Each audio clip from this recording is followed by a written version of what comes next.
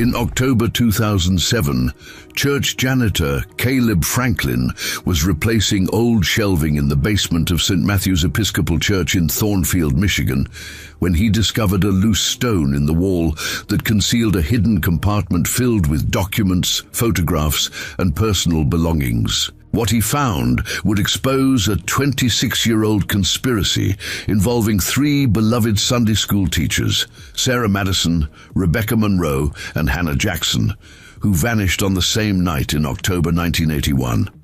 While the official story claimed they left town voluntarily, Caleb's discovery revealed these women had been silenced, and powerful community members had spent decades covering up the truth. This is the story of how one man's determination to seek justice would unravel one of the most shocking cover-ups in small-town America, finally bringing the truth to light for 3 women who deserve to be remembered. Before we jump back in, tell us where you're tuning in from, and if this story touches you, make sure you're subscribed, because tomorrow I've saved something extra special for you.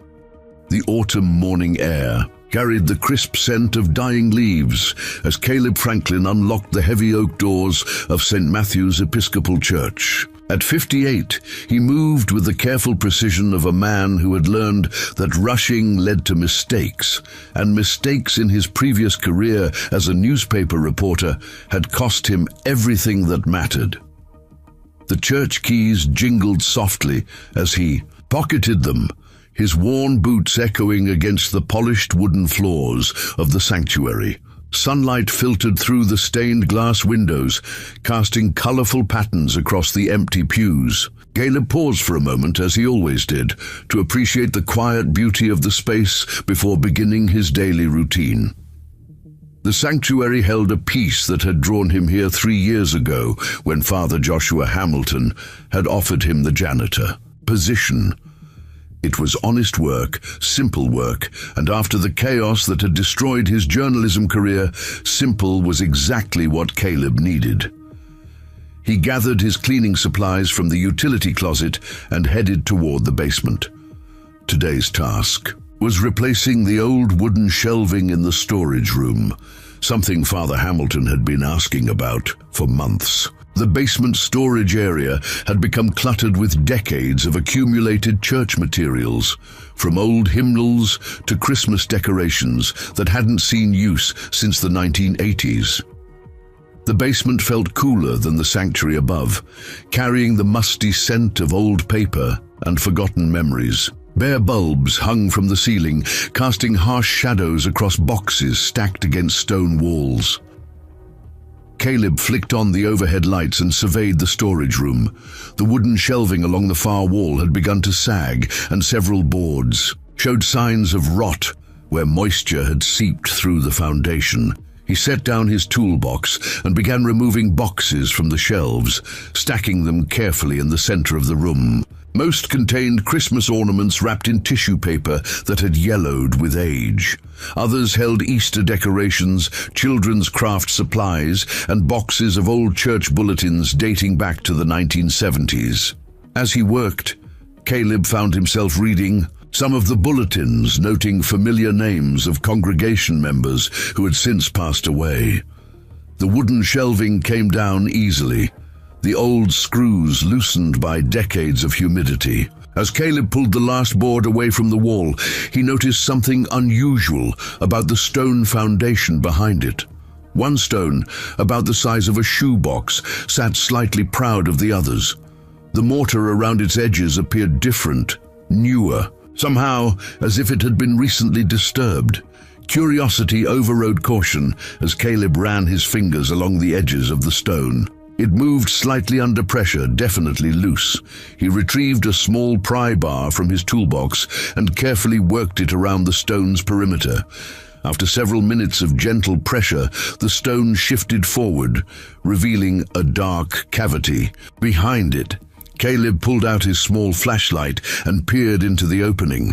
The beam revealed a space about 18 inches deep, lined with what appeared to be plastic sheeting to protect against moisture. Inside the cavity sat a metal document, Box, the kind used for important papers. His heart began to race as he carefully extracted the box from its hiding place. The metal surface was cold against his palms, and he could hear objects shifting inside as he carried it to the work table under the basement's brightest light. The box wasn't locked, just secured with a simple clasp that opened with a soft click. Inside, Caleb found a collection that made his breath catch in his throat. Photographs lay on top, showing 3 smiling women in their 20s and 30s. Even after 26 years, he recognized their faces from the memorial plaques that hung in the church hallway upstairs: Sarah Madison, Rebecca Monroe, and Hannah Jackson, the 3 Sunday school teachers who had disappeared in October 1981. Below, the photographs were documents that shouldn't exist. Police reports marked confidential that contradicted everything the community had been told about the women's disappearance. Handwritten notes in different hands, some discussing the problem and necessary measures. Bank statements showing suspicious transfers of money, and at the bottom of the box, personal items that clearly belonged to the missing women. A charm, bracelet, a small gold cross necklace, and a pair of reading glasses. Caleb's hands trembled as he spread the contents across the work table. His reporter's instincts, dormant for 3 years, suddenly roared back to life. This wasn't just a collection of memorabilia. This was evidence. Evidence that had been deliberately hidden away while 3 families spent 26 years wondering what happened to their loved ones. One document in particular caught his attention. A letter written on official church letterhead, dated October 15th, 1981, just 3 days after the women's disappearance. The letterhead showed Reverend Josiah Mackenzie, pastor, at the top, and the content made Caleb's stomach turn. The situation has been resolved as discussed. The 3 individuals will not be returning to Thornfield. I trust this matter can now be considered closed, and that the agreed-upon arrangements will be honored by all parties involved.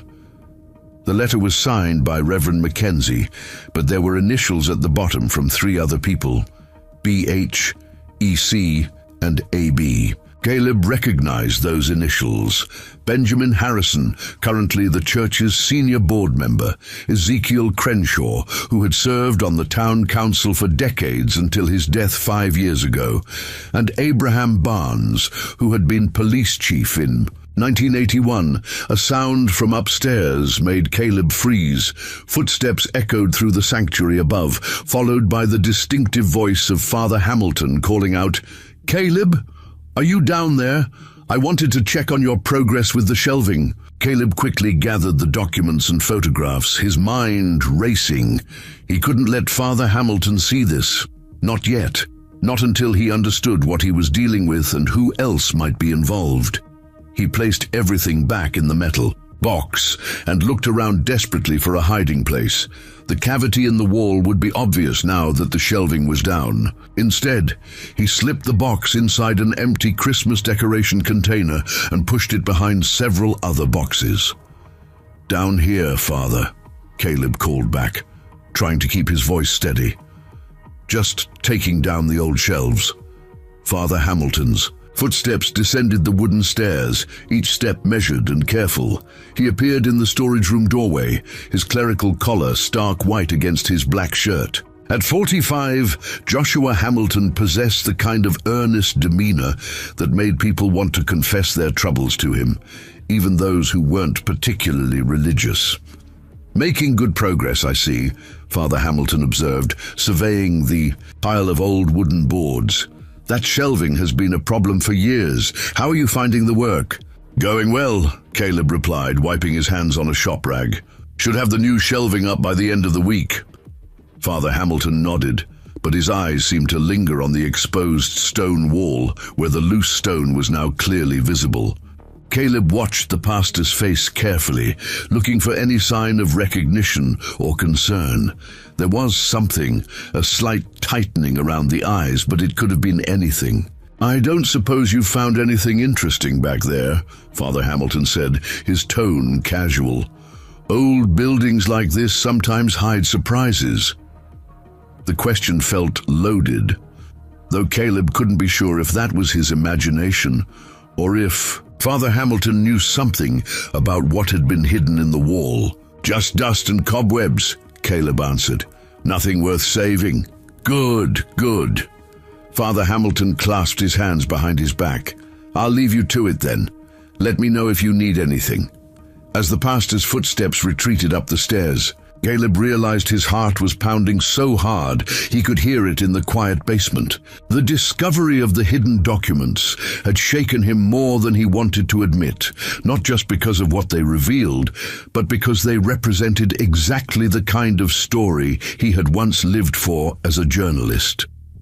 3 years ago, he would have been making phone calls, following leads, demanding answers. But 3 years ago, his aggressive pursuit of a corruption story had resulted in threats against his wife Mary, threats that escalated until she was killed in what police ruled a random mugging, but which Caleb knew was anything but random. The guilt of her death had driven him from journalism and into the quiet anonymity of maintenance work. Now, staring at the stone wall that had hidden evidence for 26 years, Caleb faced a choice that terrified him. He could replace the stone, reinstall the shelving, and pretend he had never seen what was in that box. 3 families would continue living with unanswered questions, but Caleb would be safe. He would honor the promise he had made at Mary's graveside to never again pursue stories that put people in danger. Or he could do what every instinct in his body was screaming at him to do: investigate, find out what really happened to Sarah Madison, Rebecca Monroe, and Hannah Jackson, expose the truth that someone had worked very hard to keep buried. The afternoon light filtering through the basement windows had grown long and golden by the time Caleb finished cleaning up his work area. He had retrieved the metal box from its temporary hiding place and secured it in his truck, knowing he couldn't leave it in the church overnight. The loose stone had been carefully replaced, the mortar around it arranged to look undisturbed. As he locked up the church and walked toward his truck, Caleb caught sight of a familiar figure across the street. Abigail Washington, the church secretary, stood at the window of the parish office watching him. She had worked at the church since 1979, which meant she had been there when the 3 teachers disappeared. Her expression was unreadable from this distance, but something about her posture suggested she had been watching him for some time. Caleb raised his hand in a wave, and Abigail stepped back from the window, disappearing into the shadows of the office. The interaction lasted only seconds, but it left him with an uncomfortable feeling that his discovery in the basement might not remain secret for long. Driving home through the familiar streets of Thornfield, Caleb found himself looking at his hometown with new eyes. The tree-lined neighborhoods and well-maintained houses that had always represented peace and stability now seemed to hide darker secrets.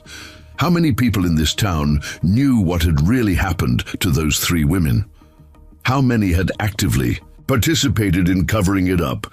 And how many had simply chosen to look the other way? His small house sat at the end of Maple Street, a modest 2-bedroom with a front porch where he and Mary used to sit in the evenings, discussing the events of their day. Now the porch was empty, except for a single chair and the newspaper that he no longer bothered to read. Inside, Caleb set the metal box on his kitchen table and stared at it for a long moment. Opening it again would commit him to a path he wasn't sure he was ready to walk. But somewhere in Thornfield, 3 families had spent 26 years wondering what happened to the women they loved. They deserved to know the truth, even if learning it put Caleb at risk. He opened the box and began to study the documents more carefully, this time taking notes as his old training kicked in. The police reports were the most damning. They showed that the initial investigation had uncovered evidence of foul play, including blood in Sarah Madison's car and signs of struggle in Rebecca Monroe's apartment. But those reports had never been made public, and the official story had been that all 3 women had left town voluntarily. One handwritten note, in what appeared to be Reverend Mackenzie's writing, referenced protecting the church's reputation and maintaining community stability. Another note initialed AB, and clearly from Police Chief Abraham Barnes, discussed containing the investigation and ensuring minimal community disruption. As Caleb read, a picture began to emerge of a conspiracy involving some of Thornfield's most respected citizens. Whatever had happened to the three teachers, it had threatened something these men valued more than truth or justice, their own positions and the image of their community. The sun had set by the time Caleb finished his initial review of the documents. He had filled several pages with notes and identified a dozen questions that needed answers. But he also understood that investigating this case would mean challenging some of the most powerful people in Thornfield, including some who were still alive and still influential. Benjamin Harrison still served on the church board and owned the largest real estate company in town. His son John worked at the bank, and his daughter had married the current mayor. Abigail Washington, who might have witnessed something in 1981, had seen him working in the basement today and would likely report his activities to someone. Caleb looked at the photographs of the three smiling women and made his decision. Whatever the cost to himself, Sarah Madison, Rebecca Monroe, and Hannah Jackson deserved justice. Their families deserved the truth. And if powerful people in Thornfield had gotten away with covering up their deaths for 26 years, it was time for that to end. Tomorrow, he would begin asking questions. Tonight, he would secure the evidence and prepare for what was sure to be the most dangerous investigation of his life. Telling and preparing this story took us a lot of time, so if you are enjoying it, subscribe to our channel. It means a lot to us. Now, back to the story. Caleb spent the night studying every document in the metal box, organizing them chronologically and cross-referencing names. With his growing list of questions, by dawn, he had constructed a timeline that painted a disturbing picture of the weeks leading up to the disappearance. The three teachers had been asking questions about church finances, specifically about missing funds from the building renovation project that had taken place in early 1981. The Thornfield Public Library opened at 9 o'clock, and Caleb was waiting at the front doors when librarian Dorothy Torres arrived with her keys. The building smelled of old books and floor wax, exactly as it had when Caleb was a child checking out adventure novels. Dorothy, a woman in her 50s with graying hair, pulled back in a practical bun, greeted him with surprise. "Caleb Franklin, I haven't seen you in here for years. What brings you by this morning?" "Research project," Caleb replied, keeping his tone casual. "I'm looking into some local history from the early 1980s.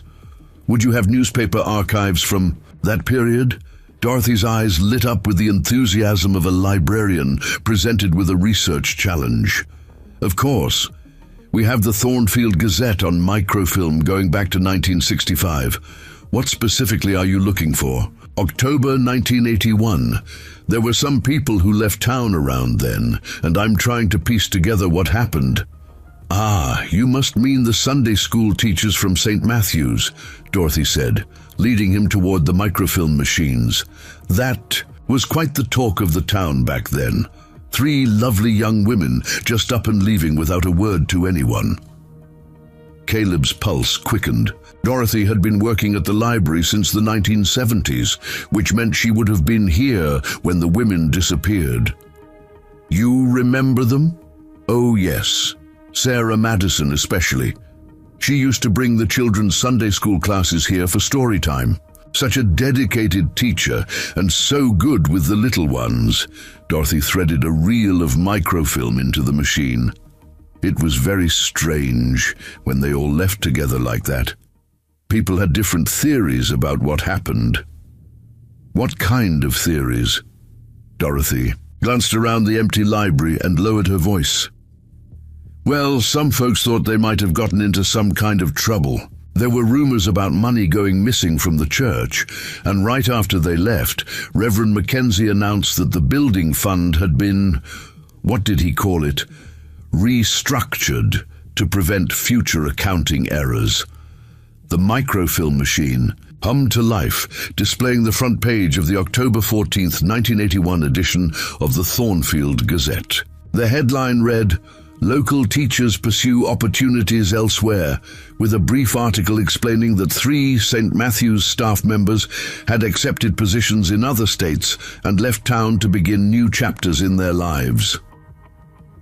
Caleb scrolled through the film, searching for any other mentions of the women. The article was remarkably short for such a significant event, containing no quotes from the women themselves, no details about their new positions, and no interviews with family members or friends.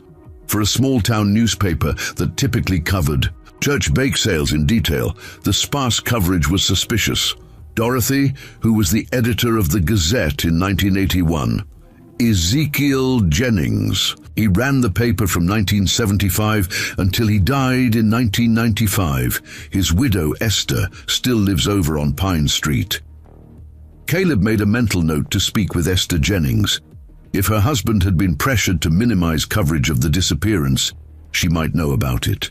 "Can I get copies of these articles?" "Certainly." Dorothy helped him print several pages, including the brief disappearance coverage and surrounding issues. "You know, if you're really interested in local history from that time, you might want to talk to some of the longtime residents. Mrs. Charity Pierce has lived here her whole life, and she has an excellent memory." After leaving the library, Caleb drove to the Madison family's old neighborhood on Elm Street, the house where Sarah Madison had lived with her husband Jeremiah and their 2 young children had been demolished years ago, replaced by a modern, ranch-style home. But the elderly woman working in the garden next door looked familiar. He parked and approached the fence. "Excuse me, ma'am. I'm Caleb Franklin from St. Matthew's Church. I was wondering if you might have known the Madison family, who used to live next door." The woman straightened slowly, her weathered hands still gripping a small garden spade. She was probably in her 80s, with white hair and alert blue eyes behind wire-rimmed glasses. "I'm Mercy Murphy. I've lived in this house for 63 years, so yes, I knew the Madisons very well. Sarah was like a daughter to me."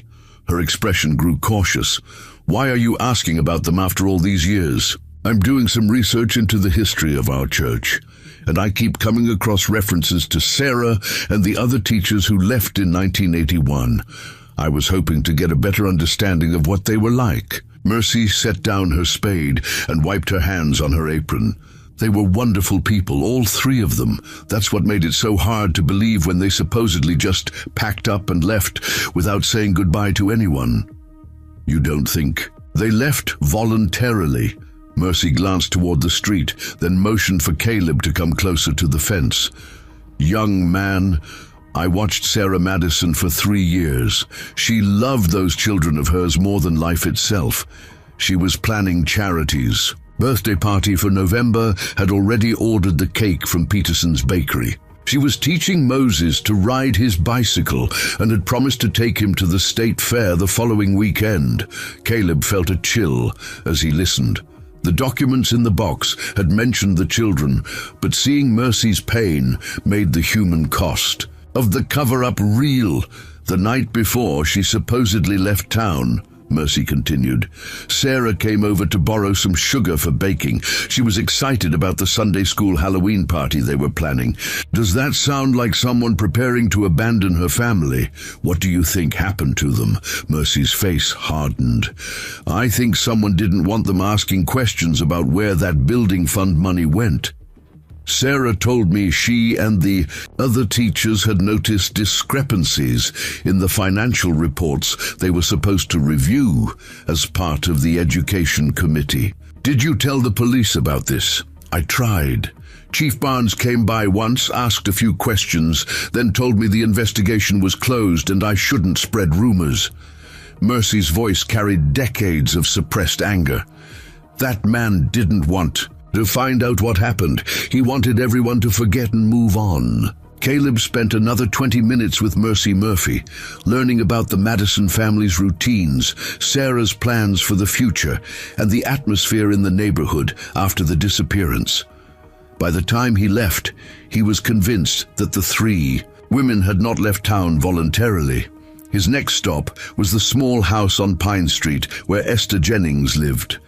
The former newspaper editor's widow was a tiny woman who moved slowly, but whose mind was sharp as she invited Caleb into her living room.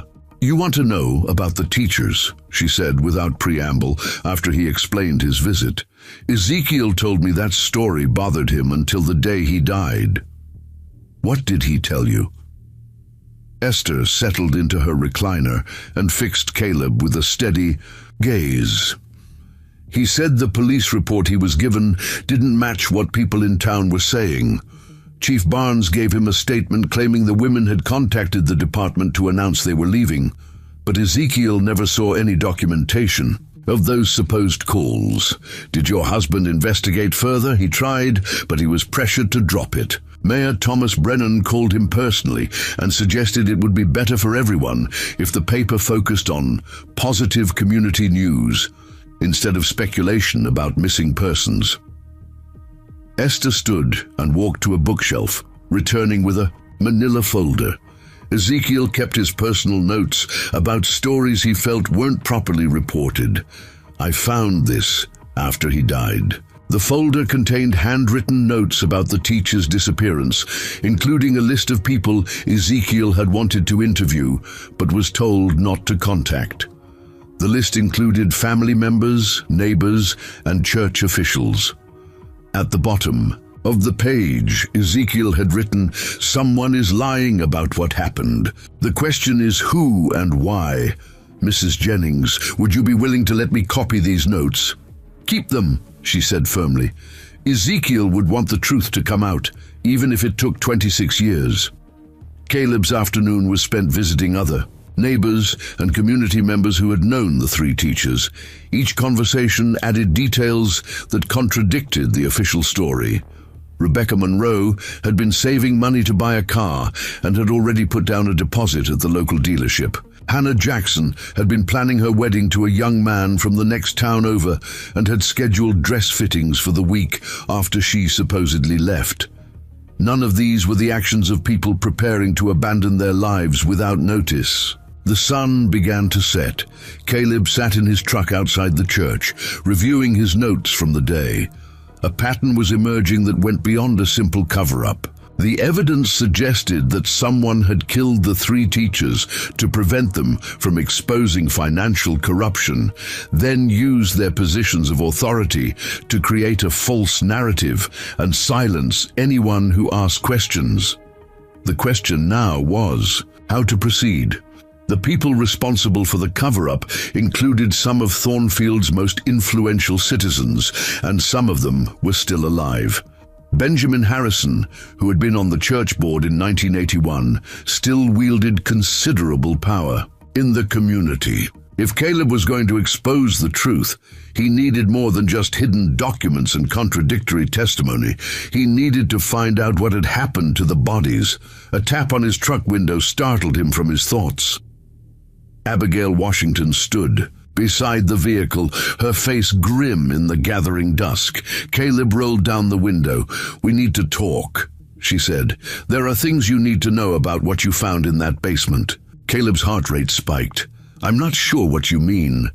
"Don't play games with me, Caleb. I've worked at this church for 28 years. I know every inch of that building, including what's hidden in the basement walls." Abigail glanced around, nervously. "Meet me at my house tomorrow evening at 7 o'clock. Come alone, and don't tell anyone about this conversation." She walked away before Caleb could respond, leaving him with more questions than answers. Abigail Washington had been the church secretary when the teachers disappeared, which meant she might have witnessed the events firsthand. But it also meant she could have been part of the cover-up. As Caleb drove home, he realized his investigation had reached a turning point. Tomorrow's meeting with Abigail would either provide crucial information or walk him directly into a trap. Either way, there was no going back now. The metal box sat on his kitchen table where he had left it that morning, its contents representing 26 years of buried secrets. Caleb added Ezekiel Jennings' notes to the collection and began preparing for what might be the most important conversation of his investigation. Outside his window, Thornfield settled into another quiet evening, its residents unaware that their community's darkest secret was finally being brought to light. But somewhere in town, people who had maintained their silence for decades were probably learning that their past was catching up with them. Caleb checked the locks on his doors and drew the curtains closed. If the people responsible for covering up 3 murders had killed his wife to silence him once before, they wouldn't hesitate to do it again. The following evening, Caleb parked 3 blocks away from Abigail Washington's house and walked through the residential neighborhood as darkness fell. Her modest colonial sat on a tree-lined street where porch lights created pools of yellow warmth against the October chill. He had spent the day reviewing every document again, preparing questions and fighting the familiar anxiety that always preceded dangerous interviews. Abigail answered the door before he could knock, her face pale and drawn. She motioned him inside, and quickly checking the street behind him before closing the door and engaging the deadbolt. "I saw your truck in the church parking lot yesterday evening," she said without preamble. "You were sitting there for a long time, going through papers." Caleb studied her face in the living room's soft lamplight. At 69, Abigail Washington carried herself with the dignity of someone who had managed church affairs for decades. But tonight, she seemed fragile, almost frightened. "How long have you known about what was hidden in the basement?" Since the day it was put there. Abigail sank into an armchair, her hands clasped tightly in her lap. October 17th, 1981. 3 days after those poor women disappeared, the room fell silent except for the steady tick of a mantel clock. Caleb waited, knowing that pushing too hard might cause her to stop talking. "I was working late that night, finishing the monthly financial reports. Around 10 o'clock, I heard voices in the basement. I thought someone might be stealing from the church, so I went down to check." Abigail's voice grew quieter. "I found Reverend Mackenzie, Benjamin Harrison, and Chief Barnes moving boxes and papers around. They had already removed that stone from the wall. Did they see you?" "Not at first. I hid behind the furnace and watched them seal whatever they were hiding inside. Then Chief Barnes spotted me." Abigail shuddered at the memory. "He grabbed my arm so hard it left bruises for weeks, told me I hadn't seen anything, hadn't been in the basement that night." Caleb leaned forward in his chair. "What did you see them hide?" "I don't know exactly, but I heard them talking about evidence that needed to disappear. Reverend Mackenzie kept saying they were protecting the church, protecting the community from scandal." Abigail met Caleb's eyes. "Chief Barnes said they had no choice after what happened to the women." After what happened to them, Abigail stood and walked to her kitchen, returning with a manila envelope. "There's something else you need to see. Something I took from the church office before they could destroy it." Inside the envelope was a carbon copy of a letter dated October 15th, 1981. The original would have been the letter Caleb found in the metal box, but this copy contained additional handwritten notes in the margins. "Reverend Mackenzie wrote the official letter," Abigail explained, "but Benjamin Harrison added those margin notes. Read them." The handwritten additions were chilling. Next to the line about the situation being resolved, Harrison had written, "Bodies disposed of per plan." Next to minimal community disruption, he had added, "all evidence secured or destroyed." Caleb felt his hands shake as he read. This wasn't just confirmation that the women had been murdered. It was evidence that their bodies had been deliberately hidden and that multiple people had conspired to cover up the crime. Abigail, why didn't you take this to the police? Chief Barnes was one of them, she said bitterly. Who was I supposed to tell? And they made it very clear what would happen if I talked. They said my son John had a promising future with the police department, but that could change if I caused problems for the investigation. Caleb understood. In 1981, Abigail had been a single mother with a teenage son. Threatening her child's future would have been an effective way to ensure her silence. Did you ever find out where they put the bodies? I have a theory. Abigail returned to her chair. The church construction project was finishing up that week. They were doing final grading work on the expansion to the parish hall, bringing in truckloads of dirt to level the ground around the foundation. The implication hit Caleb like a physical blow. If the bodies were buried on church property, they had been lying beneath the feet of parishioners for 26 years. There's someone else you need to talk to, Abigail continued. Detective Samuel Adams retired from the police force in 1985, but he worked under Chief Barnes in 1981. He asked too many questions about the missing teacher's case and was told to drop it. After Barnes died in 1995, Samuel started doing his own investigation. Is he still alive? Lives over on Washington Street. He's 72 now, but his mind is sharp. He might have answers you need. Caleb copied down Samuel Adams's address, then carefully placed Abigail's carbon copy letter with his other evidence. Are you willing to testify about what you saw that night? If it means those women finally get justice, yes. But Caleb, you need to understand something. Benjamin Harrison is still alive, still powerful. His son works at the bank. His daughter is married to the mayor. If you're going to take them on, you better have ironclad proof. As Caleb prepared to leave, Abigail grabbed his arm. Be careful. These people killed 3 innocent women to protect their secrets. They won't hesitate to kill again. The next morning, Caleb drove to Washington Street and found Samuel Adams raking leaves in his front yard. The retired detective was a tall, lean man with silver hair and intelligent eyes that assessed Caleb carefully as he approached. You're the janitor from St. Matthew's, Samuel said before Caleb could introduce himself. I heard someone was asking questions around town about the teachers who disappeared in 81. News travels fast in Thornfield. Samuel leaned his rake against an oak tree. When you've been a cop for 30 years, you learn to pay attention to who's investigating what. Come, inside, we need to talk. Samuel's living room was lined with bookshelves and filing cabinets. On his desk sat several thick folders marked Madison, Monroe, and Jackson. The retired detective had clearly been conducting his own investigation for years. I knew those women were murdered the night they disappeared, Samuel said, settling into his desk chair. The evidence was obvious to anyone who bothered to look. What evidence?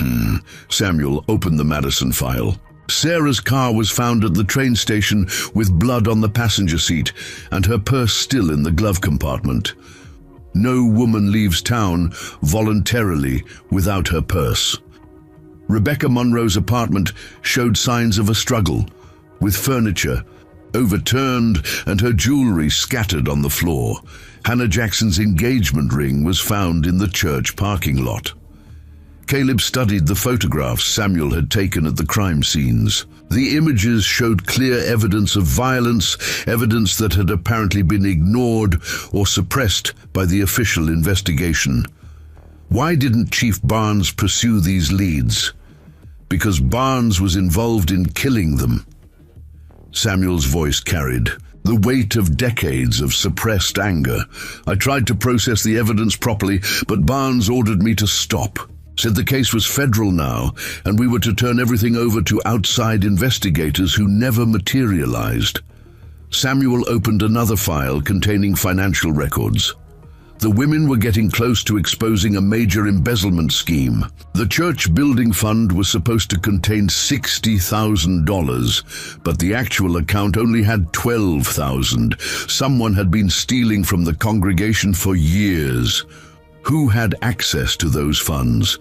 The pastor, the treasurer, and the church board members. But the real money was in the construction contracts. Benjamin Harrison's real estate company handled the land deals, and several board members owned the contracting companies that did the work. They were inflating costs and pocketing the difference.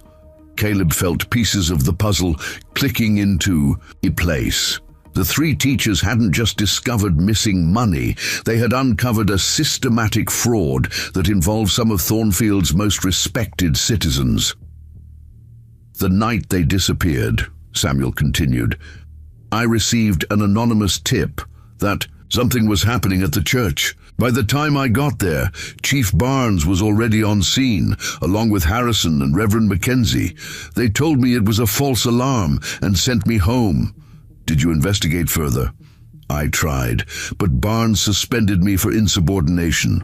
Told me I was asking too many questions about matters that didn't concern me. Samuel pulled out a photograph showing fresh concrete work behind the church. This was taken the morning after the women disappeared. Overnight, someone had poured concrete over what had been bare dirt around the new foundation. The photograph was damning evidence. The timing was too convenient to be coincidental. Samuel, would you be willing to work with me on this? Help me expose what really happened. The retired detective studied Caleb's face for a long moment. I've been waiting 26 years for someone to ask me that question. What did you find in the church basement? Caleb decided to trust Samuel completely, showing him the contents of the metal box and explaining how he had discovered it. Samuel examined each document carefully, his expression growing darker as he read. This is everything we need to prove murder and conspiracy, Samuel said finally.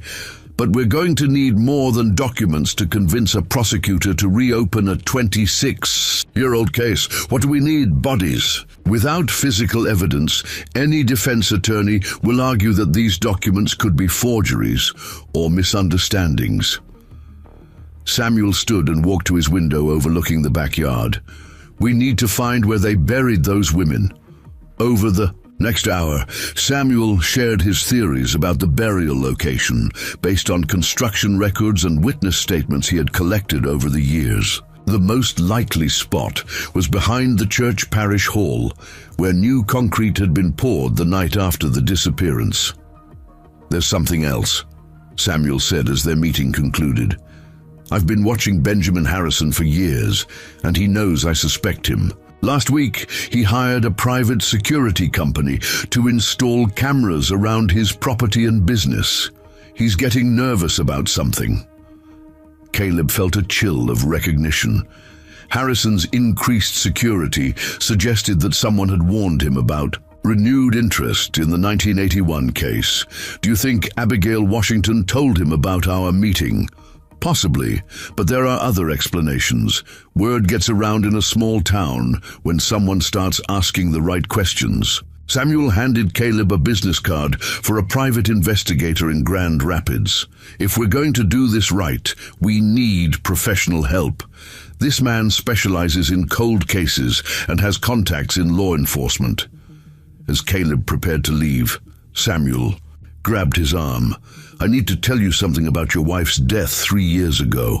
The timing of her murder, right after you exposed that corruption story in Detroit, wasn't a coincidence.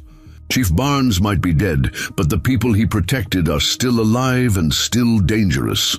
The words hit Caleb like a punch to the stomach. He had always suspected Mary's death was connected to his journalism, but hearing it confirmed by an experienced detective made the reality unavoidable. Are you saying the same people killed Mary? I'm saying that powerful people who commit murder to protect their secrets don't stop at one victim.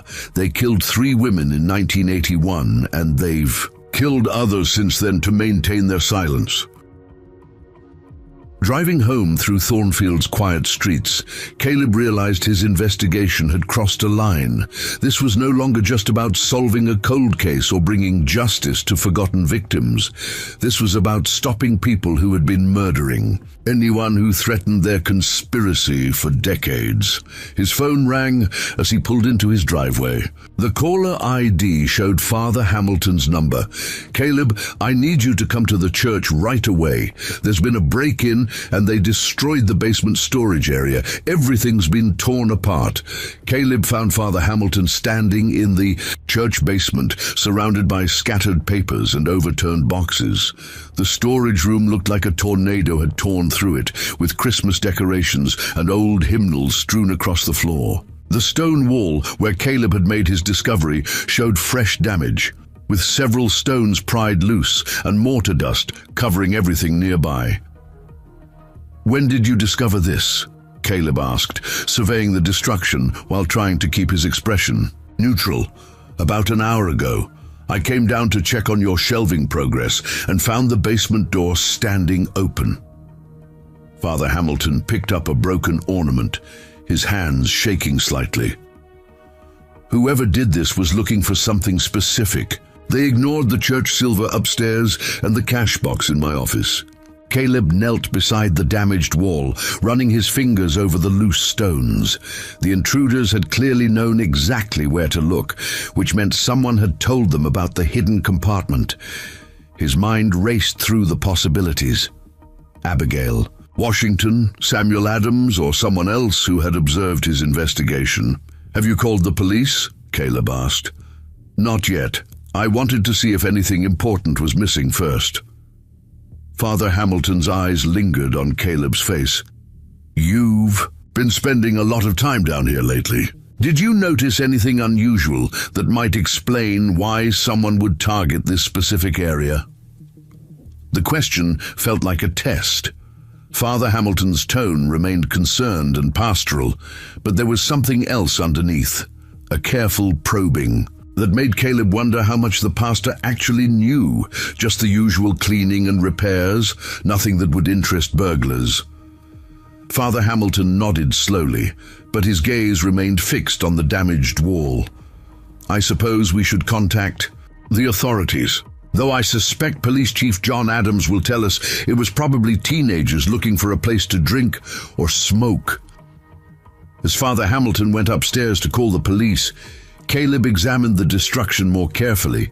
The intruders had been systematic, checking every possible hiding place in the storage room, but they had also been rushed, leaving behind clear signs of their search pattern.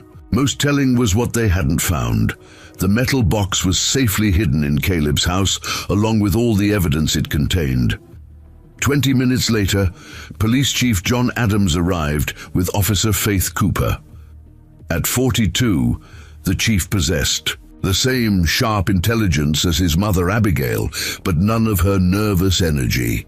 He moved through the basement with professional efficiency, taking photographs and asking pointed questions. "No signs of forced entry upstairs," Chief Adams observed. "Whoever did this either had a key or very good lock-picking skills." Officer Cooper, a young woman with dark hair pulled back in a severe ponytail, crouched beside the damaged wall. "Chief, look at this. They used professional tools. These chisel marks are too clean to be random vandalism." Caleb watched the two officers work, noting how thoroughly they documented the scene. Chief Adams seemed genuinely interested in solving the break-in, which suggested he wasn't part of the current conspiracy, but his mother's warnings about family loyalties echoed in Caleb's mind. "Mr. Franklin," Chief Adams said, "as the person who spends the most time in this basement, have you noticed anyone showing unusual interest in the church building? Anyone asking questions about the layout or history?" "No one specific," Caleb replied carefully, "but there have been a few long-time members reminiscing about changes to the building over the years." Chief Adams made notes in his report. "We'll dust for fingerprints and check with neighbors about suspicious vehicles. In the meantime, I'd recommend installing better lighting down here and maybe a security camera."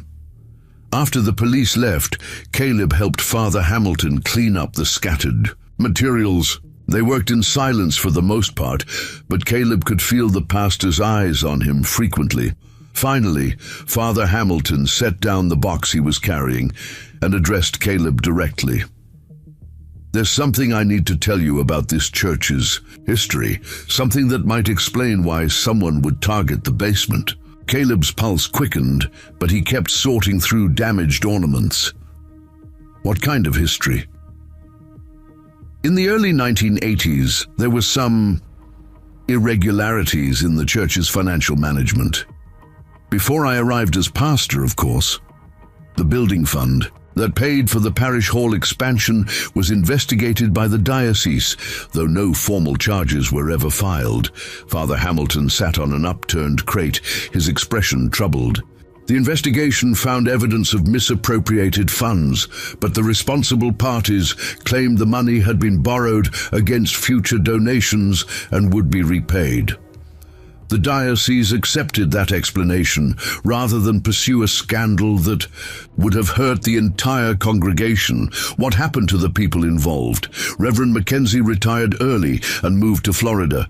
The church treasurer at that time, a man named Ezekiel Crenshaw, died about 5 years ago. The church board members from that period have all passed away, except for Benjamin Harrison."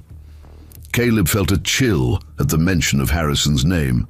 Father Hamilton was revealing information that connected directly to the evidence hidden in the metal box, but his tone suggested he didn't know about the murders.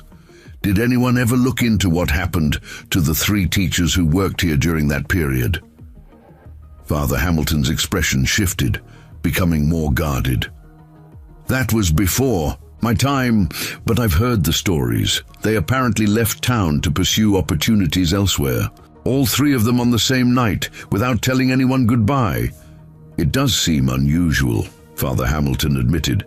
"But people make impulsive decisions sometimes, especially when they're young and unattached." The conversation was interrupted by Caleb's cell phone ringing.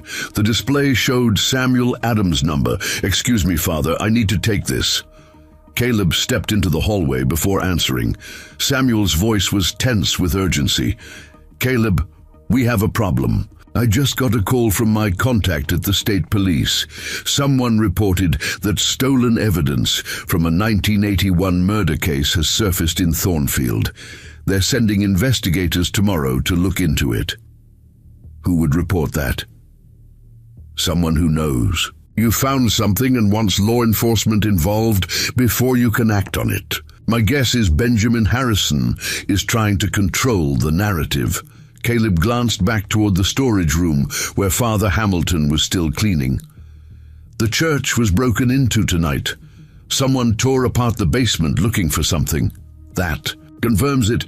They're panicking because they know their secret is out. You need to get that evidence to a safe location immediately.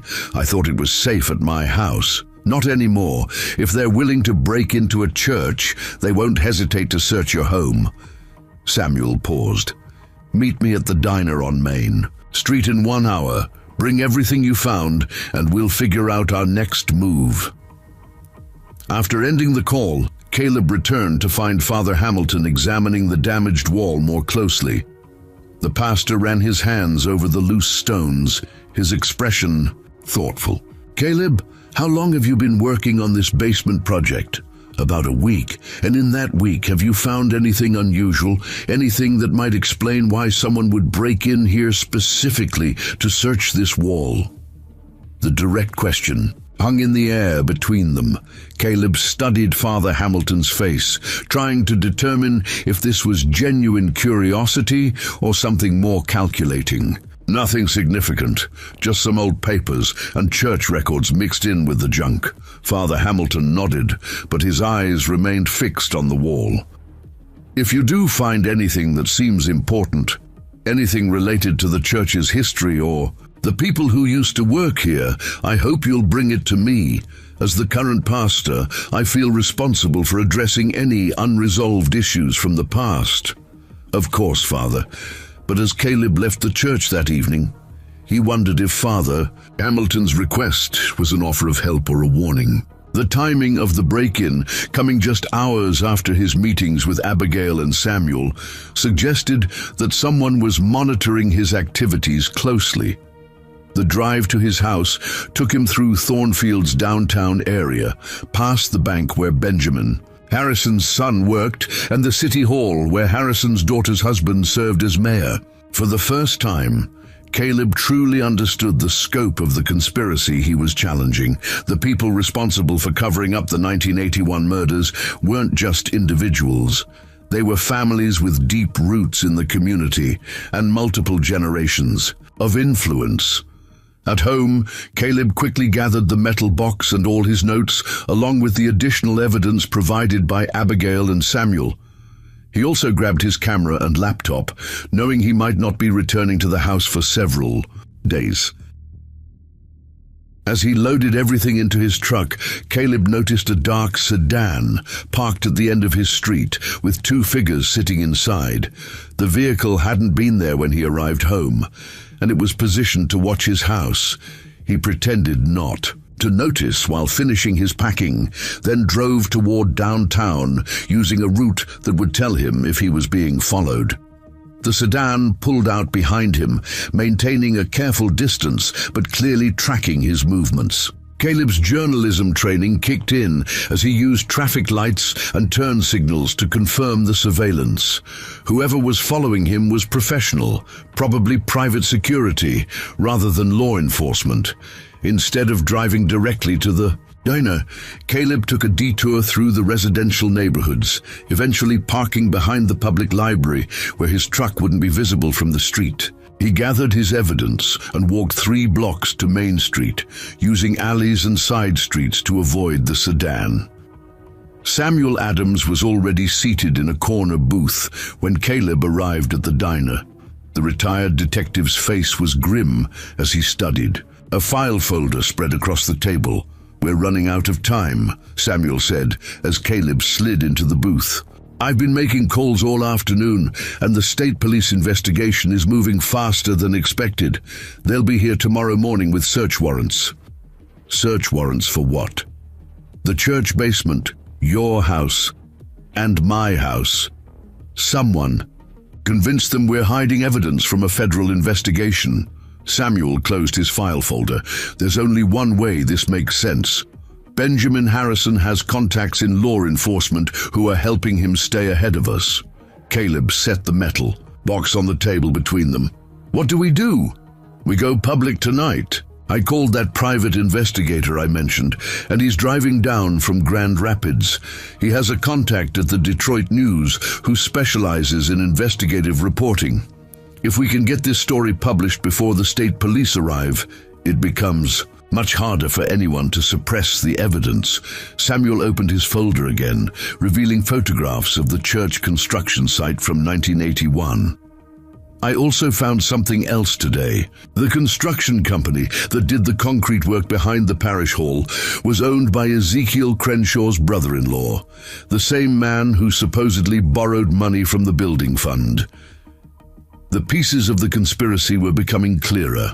The embezzlement, the murders, and the cover-up were all connected through family relationships and business partnerships that had persisted for decades. "Samuel, what if we're wrong about Harrison? What if he's not the one directing this?" The retired detective leaned back in his booth, his expression thoughtful. "I've been considering that possibility. Harrison was young in 1981, barely 30 years old. He might have been following orders from someone else. Who had that kind of authority? Mayor Thomas Brennan was the most powerful man in Thornfield back then. He died in 1997, but his nephew is the current mayor." Samuel tapped his finger on the table. "Family dynasties run deep in small towns. The sins of one generation get passed down to the next." As they talked, Caleb noticed a familiar figure entering the diner. Benjamin Harrison himself, accompanied by a younger man in an expensive suit who looked like a lawyer. They took a table near the front, positioning themselves where they could watch the entire restaurant. "Samuel," Caleb said quietly, "we have Company. The retired detective glanced toward the front of the diner and tensed. That's Harrison's attorney, David Kim. He only shows up when someone's about to be arrested or sued. Benjamin Harrison made eye contact with Caleb across the restaurant and nodded slightly, a gesture that seemed more like a warning than a greeting. At 78, Harrison still carried himself with the confidence of a man accustomed to controlling situations and people. They're not here by coincidence, Samuel observed. Harrison wants us to know he's watching, wants us to understand that he's still in control. Caleb felt the weight of the metal box beside him and realized their investigation had reached a critical moment. Tomorrow would bring state police investigators, search warrants, and possibly arrests. Tonight might be their last chance to expose the truth before the conspiracy found a way to silence them permanently. Samuel, that private investigator of yours, better get here soon. I don't think we have until morning.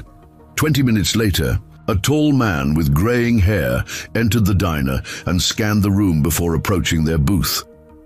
He moved with the controlled alertness of someone accustomed to dangerous situations, his eyes briefly assessing Benjamin Harrison's table before, focusing on Samuel. Detective Adams, I'm Marcus Webb, private investigator. He slid into the booth beside Samuel, keeping his voice low. I brought someone with me you'll want to meet. A woman in her 40s followed Webb to the table, carrying a leather satchel and digital recorder. She had short auburn hair and intelligent green eyes that immediately focused on the metal box. Lisa Morrison, Detroit News investigative team. She introduced herself to Caleb. Marcus filled me in during the drive down. You've uncovered evidence of a 26-year-old murder conspiracy. Caleb glanced nervously toward Harrison's table. Shouldn't we discuss this somewhere more private? Actually, this is perfect, Webb replied. Having witnesses to our conversation protects all of us. Harrison can't claim we planted evidence or fabricated stories if there are dozens of people who saw us review legitimate documents. Lisa opened her satchel and pulled out legal forms. Before we start, I need you both to sign these witness statements. They establish that you're voluntarily providing information to the press and haven't been coerced or compensated. Samuel signed immediately, but Caleb hesitated. Once his name was on those documents, there would be no going back to his quiet life as a church janitor.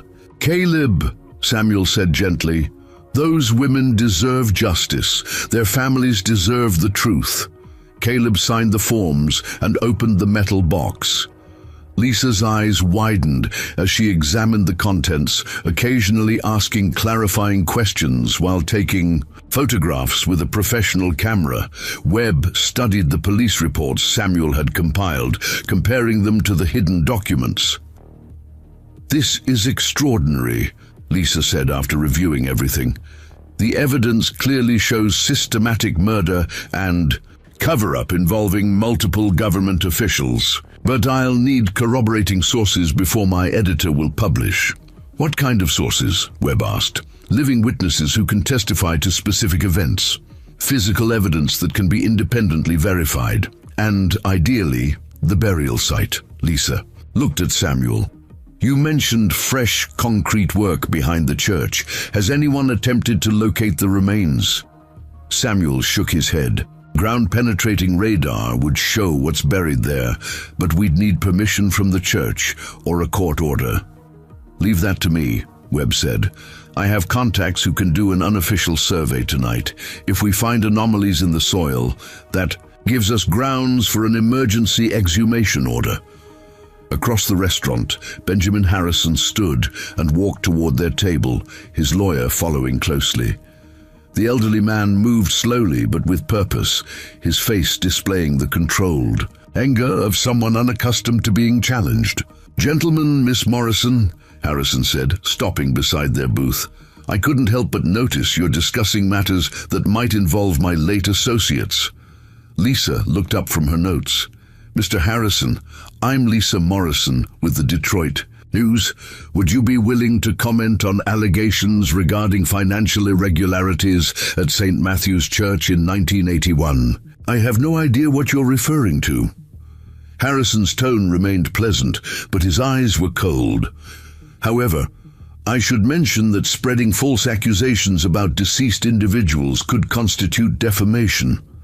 Webb leaned back in his seat. "Mr. Harrison, are you threatening a journalist?" "Of course not. I'm simply pointing out that responsible reporting requires verification of facts."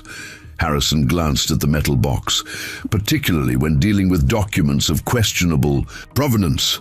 David Kim, Harrison's attorney, stepped forward. "My client is prepared to file injunctions against any publication that prints unsubstantiated allegations.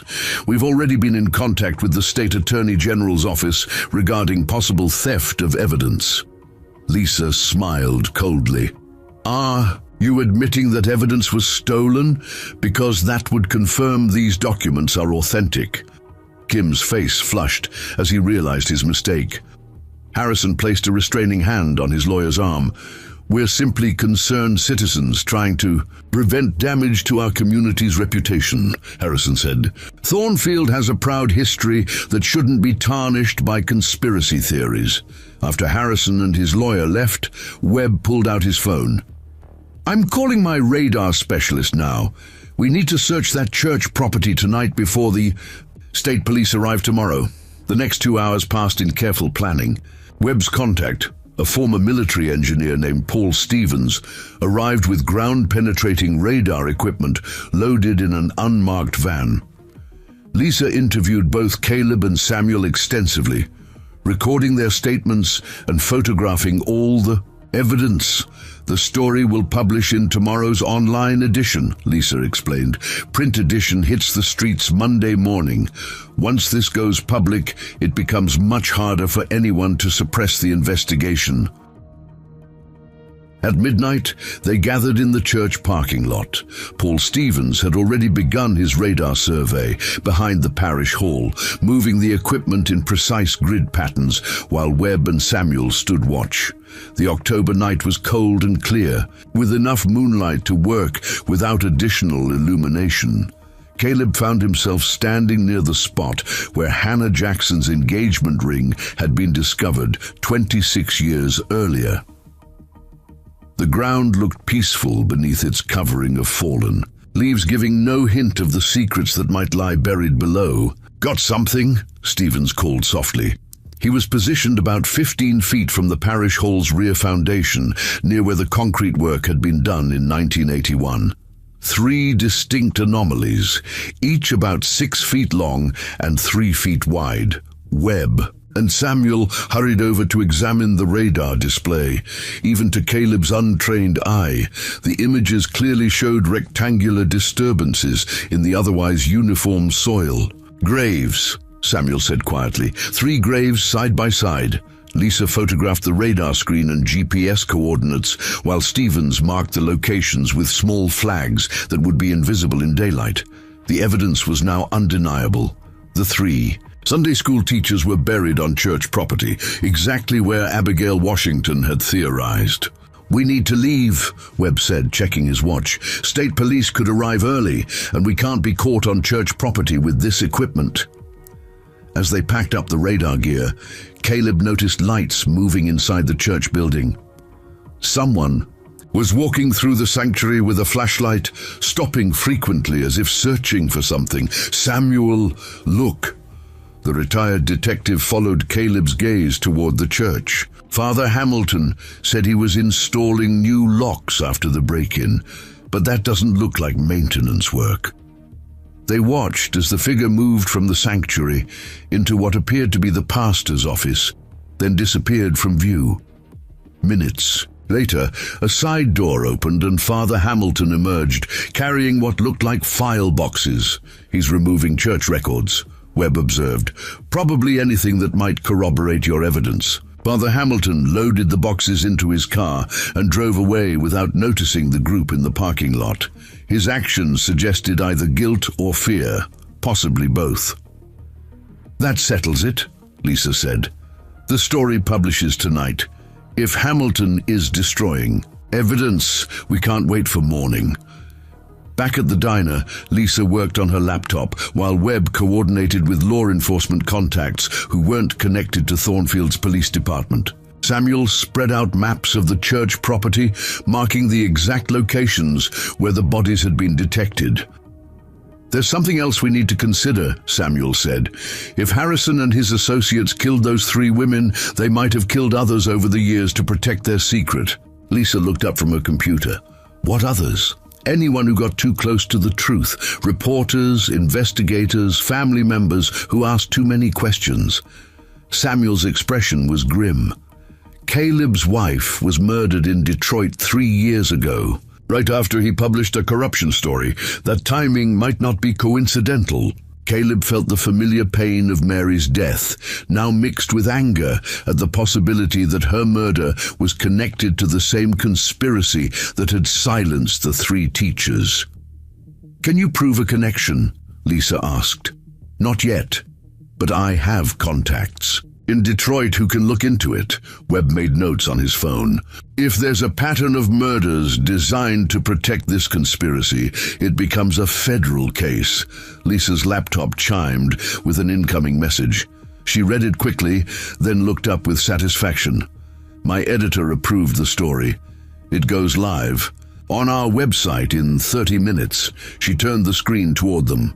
"Murder cover-up exposed, 26-year conspiracy in small Michigan town." The headline was bold and uncompromising, accompanied by photographs of the hidden documents and the 3 missing teachers. Lisa had written a comprehensive account that named Benjamin Harrison, detailed the financial crimes, and revealed the location of the buried bodies. "Once this publishes, there's no going back," Webb warned. "Everyone involved in the cover-up will know their secret is out." Caleb thought about the quiet life he was leaving behind, the safety of anonymity and routine maintenance work. But he also thought about Sarah Madison planning her daughter's birthday party, Rebecca Monroe saving for a car she would never buy, and Hannah Jackson preparing for a wedding that would never happen. "Publish it," he said firmly. At 1:30 a.m., Lisa's story went live on the Detroit News website. Within minutes, it was being shared on social media and picked up by other news outlets. The phones at the Thornfield Police Department began ringing. With calls from reporters seeking comment, Chief John Adams arrived at the station before dawn to find a crowd of journalists waiting for him. The state police investigators, who had planned to quietly conduct their search, were now facing a media circus that made any cover-up impossible. Benjamin Harrison's phone rang constantly as reporters sought his response to the allegations. His attorney advised him to remain silent, but the damage was already done. The conspiracy that had remained hidden for 26 years was now front-page news across Michigan. Father Hamilton attempted to reach Caleb by phone, but got no answer.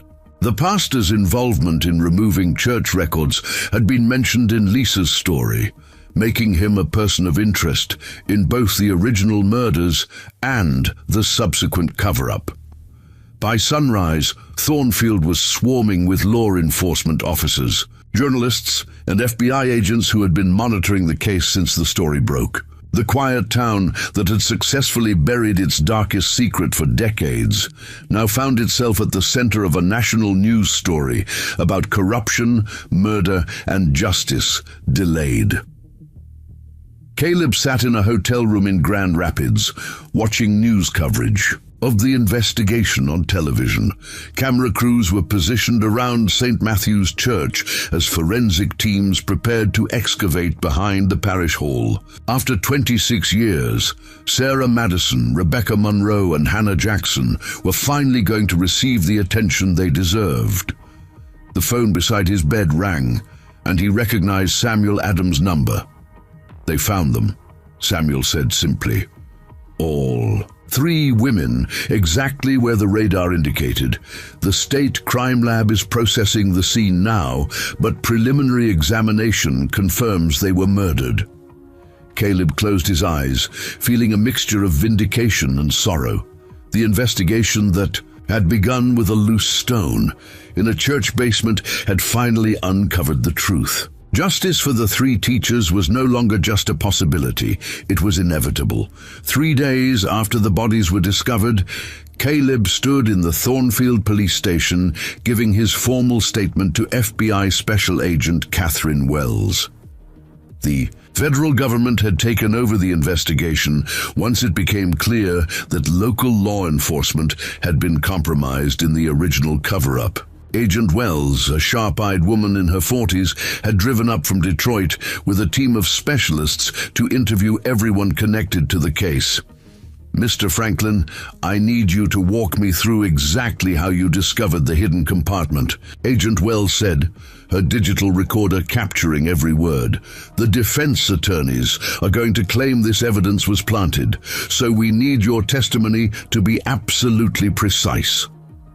Caleb described his work in the basement, the loose stone, and the contents of the metal box, while Agent Wells took detailed notes. Through the station's windows, he could see news vans lining Main Street and reporters interviewing anyone willing to talk about Thornfield's darkest secret. Have there been any threats against you since the story broke? Agent Wells asked. Nothing direct, but I've been staying in Grand Rapids on the advice of Marcus Webb. My house has been under surveillance by people I don't recognize. Agent Wells nodded grimly. We're providing protection for you, Detective Adams and Abigail Washington. The people responsible for this conspiracy have killed to protect their secret before. The door opened, and Agent Wells's partner, Special Agent Robert Chen, entered with a thick file folder. His expression was troubled as he sat down across from Caleb. We've been analyzing the financial records you found, Agent Chen said. The embezzlement scheme was much larger than anyone realized. Over a 10-year period, approximately $300,000 was stolen from the church building fund. Caleb whistled softly. In 1981 dollars, that represented a massive theft from a small-town congregation. The money went through several shell companies owned by Benjamin Harrison, Ezekiel Crenshaw, and Mayor Thomas Brennan, Agent Chen continued. They were inflating construction costs, billing for work that was never done, and splitting the profits. What about Reverend Mackenzie? He was the inside man, approving invoices and signing checks without proper oversight. In exchange, the conspirators paid for his son's college tuition and bought him a vacation home in Florida. Agent Wells leaned forward in her chair. The three teachers discovered the fraud while reviewing financial records for the Education Committee. They had scheduled a meeting with the diocesan treasurer for October 16, 1981, to present their findings. 2 days after they disappeared, Caleb observed. Exactly. Someone couldn't let that meeting happen. Agent Chen opened his file folder and pulled out crime scene photographs from the recent excavation. The images were difficult to look at, showing skeletal remains and fragments of clothing that had survived 26 years underground. Coroner's preliminary report confirms all 3 women died from blunt force trauma to the head, Agent Chen said. Based on the positioning of the bodies and physical evidence found with them, they were killed elsewhere and then buried behind the church. Caleb studied the photographs, feeling a mixture of sadness and anger. Sarah Madison, Rebecca Monroe, and Hannah Jackson had been reduced to evidence in manila folders. Their vibrant lives ended by people who valued money more than human life. Have you made any arrests yet? Benjamin Harrison was taken into custody. This morning, Agent Wells replied. His attorney is claiming his client is too elderly and ill to have committed these crimes, but we have documentary evidence placing him at the scene. What about Father Hamilton? Still under investigation. Removing those church records was suspicious, but it doesn't necessarily make him part of the original conspiracy. He might have been trying to protect the church's reputation rather than cover up murder. Agent Chen consulted his notes. We're also looking into other suspicious deaths that might be connected to this conspiracy. Your wife's murder in Detroit is being reopened as part of a broader investigation into whether this group killed other people who threatened their secret. The mention of Mary hit Caleb harder than he expected. For 3 years, he had lived with the guilt that his journalism had caused her death. Now there was a possibility that the same people who had murdered 3 innocent teachers had also killed his wife. What can you tell me about that investigation? It's early, but the Detroit police found several irregularities in the original case file. Evidence that should have been tested wasn't. Witnesses who should have been interviewed weren't. The detective who handled the case received a promotion shortly afterward and then left the force to work for a private security company. Agent Wells added, that security company has contracts with several businesses owned by Benjamin Harrison's family. The connections are too numerous to be coincidental. A knock on the interview room door interrupted their conversation. Officer Faith Cooper entered, looking shaken. Agent Wells, you need to see this. We just arrested Abigail Washington's son, Chief John Adams, for attempting to destroy evidence. The agents exchanged glances. What evidence? Police files from 1981 that were supposed to have been transferred to the state archives years ago. He was burning them in his backyard when neighbors called the fire department. Agent Wells stood immediately. What was in those files? Witness statements that contradict the official reports, crime scene photographs that were never included in the case file, and a confession letter from someone claiming responsibility for the murders. The revelation hit Caleb like a physical blow. John Adams had seemed genuinely professional during his investigation of the church break-in, but he had actually been in part of the cover-up all along. Officer Cooper, is Chief Adams claiming the files were destroyed accidentally? No, ma'am. He's asking for a lawyer and refusing to answer any questions. But one of the neighbors managed to photograph him burning the documents before we arrived. Agent Chen gathered his files. We need to interview Abigail Washington immediately. If her son was involved in destroying evidence, she might know more about the original conspiracy than she's admitted. As the agents left to question Abigail, Caleb remained in the interview room, trying to process this new development. The conspiracy was larger and more deeply rooted than anyone had imagined. John Adams had been in high school in 1981, which meant the cover-up had been passed down to a new generation. An hour later, Agent Wells returned with disturbing news. Abigail Washington suffered a heart attack during questioning. She's been taken to Memorial Hospital and is listed in critical condition. Was it genuine or induced somehow? The doctors think it was brought on by stress, but we can't rule out foul play. She was about to tell us something important about her son's involvement when she collapsed. Marcus Webb arrived at the police station as evening fell, his expression grim. The private investigator had been coordinating with federal agents to protect the witnesses and gather additional evidence. Caleb, we have a problem, Webb said once they were alone. Benjamin Harrison made bail this afternoon. His family posted a $2 million bond. How is that possible? He's accused of murder. His lawyers argued that he's 78 years old, with no flight risk and no prior criminal record. The judge set an extremely high bail amount, but couldn't justify holding him without trial. Webb pulled out his phone and showed Caleb a news article. Harrison's son-in-law, Mayor Patricia Williams' husband, called a press conference this afternoon. He's claiming the entire investigation is a politically motivated attack on his family. The article quoted Williams's husband, calling the murder charges a desperate attempt by outside agitators to destroy Thornfield's reputation, and suggesting that the evidence had been fabricated by disgruntled former employees with personal grievances. They're trying to turn this into a conspiracy theory, Caleb observed. Exactly, and it might work. Small towns tend to protect their own, especially when outsiders start making accusations. Webb pocketed his phone. That's why we need to find more evidence quickly before public opinion turns against the investigation. What kind of evidence? The confession letter that John Adams was trying to destroy. Officer Cooper said someone claimed responsibility for the murders, but we don't know who wrote it or what it revealed. Webb had managed to obtain copies of the partially burned documents. Before they were transferred to FBI custody, he spread them across the interview room table, showing Caleb fragments of police reports and witness statements that had been hidden for 26 years.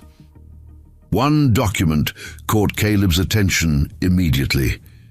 It was a handwritten statement dated October 20th, 1981, signed by someone whose name had been burned away, but whose words were still legible. I can't live with what we did to those women. They were innocent people who only wanted to do the right thing. We killed them because they threatened to expose our theft, but the guilt is destroying me. I'm writing this confession because their families deserve to know the truth. The letter went on to describe the murders in detail, explaining how the 3 teachers had been lured to the church on the night of October 13th, under the pretense of an emergency meeting about missing children. Once there, they were confronted by multiple conspirators and killed when they refused to remain silent about the financial fraud. This is everything we need to prove premeditated murder, Webb said. But without knowing who wrote it, we can't. Use it to identify additional conspirators. Caleb studied the handwriting carefully. Something about the letter formation looked familiar, though he couldn't place where he had seen it before. Marcus, do you have samples of handwriting from the other people involved in the conspiracy? Webb pulled out another folder containing documents signed by Benjamin Harrison, Ezekiel Crenshaw, and others. Caleb compared the confession letter to each sample, looking for similarities in the distinctive loops and angles. There, he said, pointing to a signature on a 1981 church board meeting minutes. The handwriting matches Reverend Mackenzie's signature.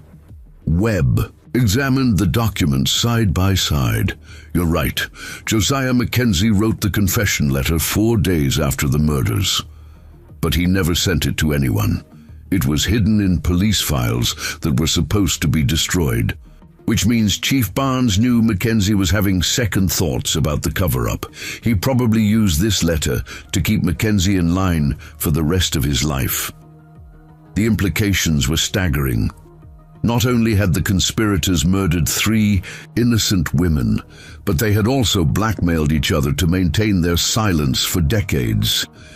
Webb's phone rang, and he answered with a tense expression that grew more concerned as he listened. That was Agent Wells, he said after ending the call. Abigail Washington died an hour ago. The doctors are calling it a heart attack, but they're ordering an autopsy to rule out poisoning. Caleb felt a chill run through him. They killed her to keep her quiet. Possibly, or the stress of seeing her son arrested and facing questioning about a 26-year-old conspiracy was too much for her heart. Webb gathered the documents. Either way, we've lost our most important witness. As night fell over Thornfield, Caleb realized the investigation had reached a critical juncture. The physical evidence was strong, the media attention was intense, and federal agents were building a solid case against the surviving conspirators. But the people responsible for the murders were still dangerous, still willing to kill to protect. Their secret, tomorrow, would bring new revelations as the FBI continued their investigation. Tonight, Caleb would return to his hotel room in Grand Rapids, guarded by federal agents and surrounded by evidence that 3 forgotten women were finally receiving the justice they deserved. The quiet church janitor who had discovered a loose stone in a basement wall had uncovered one of the most shocking cover-ups in Michigan history. Now he had to stay alive long enough to see it through to the end. The call came at 6 in the morning, jolting Caleb awake in his Grand Rapids hotel room. Agent Wells's voice was tense with urgency as she delivered news that changed everything about the investigation. Caleb, We need you back in Thornfield immediately. Hope Madison Warren flew in from California last night. She wants to meet with you. Hope Madison Warren was Sarah Madison's younger sister, now 61 years old and a successful attorney in Los Angeles. She had been following the news coverage and was driving to Michigan with evidence her family had preserved for 26 years. What kind of evidence? Letters Sarah wrote to her in the weeks before she disappeared. Letters that described threats she was receiving and her fear that something was going to happen to her. Caleb dressed quickly and met his FBI escort in the hotel lobby. The drive back to Thornfield took 2 hours, during which Agent Wells briefed him on new developments that had emerged overnight. Benjamin Harrison's son, Daniel, attempted to flee the country last night. Airport security detained him at Detroit Metro with a suitcase full of cash and a one-way ticket to Switzerland. Was he part of the original conspiracy? No, but he's been helping his father hide money in offshore accounts for years. We're freezing all Harrison family assets and tracing their financial network. The federal building in Grand Rapids had become the temporary headquarters for the investigation, with FBI agents coordinating with prosecutors from the Michigan Attorney General's office. When Caleb arrived, he found Hope Madison Warren waiting in a conference room, surrounded by boxes of documents and photographs. At 61, Hope bore a striking resemblance to her older sister, with the same determined expression that had probably made Sarah such an effective teacher. She stood and shook Caleb's hand firmly. "Mr. Franklin, thank you for having the courage to expose what happened to Sarah. Our family has waited 26 years for someone to care enough to seek the truth." Hope opened one of her boxes and pulled out a stack of letters tied with a faded ribbon. "Sarah wrote to me every week from 1979 until she died. The last few letters show she was terrified of someone, but afraid to go to the police." Caleb examined the letters while Agent Wells recorded Hope's statement. Sarah's handwriting was neat and careful, but the content grew increasingly worried as October 1981 approached. "September 20th, 1981, Caleb read aloud. "Hope, I'm writing this from school because I don't feel safe discussing certain matters at home anymore. Someone has been following me, and I found my car windows down yesterday morning when I know I left them closed." Agent Wells looked up from her notes. "Did she identify who was following her?" "Not by name, but she describes a dark blue sedan that kept appearing wherever she went. She also mentions receiving phone calls where no one would speak, just heavy breathing." Hope pulled out another letter dated October 5th. This one is even more disturbing. Sarah writes about finding her apartment door unlocked when she returned from the grocery store, even though she was certain she had locked it. The letter described Sarah's growing paranoia and her decision to document everything she had discovered about the missing church funds. She had been keeping copies of financial records at her apartment and had planned to turn them over to diocesan authorities. "There's something else," Hope said, opening a manila envelope. "Sarah sent me this the day before she disappeared." Inside was a photocopy of a bank deposit slip showing a $25,000 cash deposit into Benjamin Harrison's personal account, dated October 1st, 1981. Handwritten notes in Sarah's careful script identified the money as coming from the church building fund. "This proves Harrison was actively stealing money right up until the murders," Agent Wells observed. "Sarah had documented evidence of his theft." Hope's expression hardened. "They killed my sister because she was honest, because she couldn't stand by and watch them steal from people who had donated their hard-earned money to build a new parish hall." Caleb studied the deposit slip, noting that the bank was First National of Thornfield, the same institution where Harrison's son worked. "Hope, did Sarah ever mention anyone at the bank helping with the investigation?" She wrote about a young teller who seemed nervous whenever she came in to ask questions about church account activity, but she didn't name him. Agent Wells made notes about pursuing the bank connection. "We're subpoenaing all financial records from that period. If bank employees were complicit in the fraud, we'll find evidence." A knock on the conference room door interrupted their review of Sarah's letters. Agent Chen entered with another FBI agent Caleb hadn't met, a woman in her 30s with short blonde hair and intense blue eyes. "This is Special Agent Patricia Barnes from our Detroit office," Agent Chen said. "She's been investigating the connection between these murders and your wife's death." Agent Barnes sat down across from Caleb, her expression sympathetic but professional. "Mr. Franklin, we've uncovered evidence that your wife's murder was definitely connected to the Thornfield conspiracy." Caleb's heart raced as she opened a thick file folder. "What evidence?" "The Detroit detective who investigated your wife's case, Leonard Walsh, received a $50,000 payment from one of Benjamin Harrison's shell companies 2 weeks after the case was closed." Agent Barnes pulled out bank records. Walsh also took early retirement and moved to Florida, where he bought a house for cash. The revelation hit Caleb harder than he had expected. For 3 years, he had blamed himself for Mary's death, believing his aggressive journalism had made her a target. Now, he was learning that the same people who had murdered 3 teachers had also killed his wife to protect their decades-old secret. "Agent Barnes, are you saying they killed Mary because I was getting close to discovering something about the 1981 murders?" "Not exactly. We think they killed her as a warning to other journalists to stay away from stories involving corruption in small Michigan towns." Agent Barnes consulted her notes. "Your Detroit corruption story mentioned financial irregularities in several rural communities, including Thornfield." Agent Wells leaned forward. "The article you published 3 years ago mentioned missing municipal funds in Thornfield?" "It was just a brief reference. Maybe 2 sentences. I had noticed some discrepancies in state funding reports, but I never followed up because the Detroit story was so much bigger." "That was enough to scare them," Agent Chen said. "If a journalist was already investigating financial crimes in Thornfield, they couldn't risk him discovering the church murders." Hope Madison Warren had been listening to this exchange with growing anger. "You mean they killed Mr. Franklin's wife just to prevent him from accidentally discovering what happened to Sarah and the others?"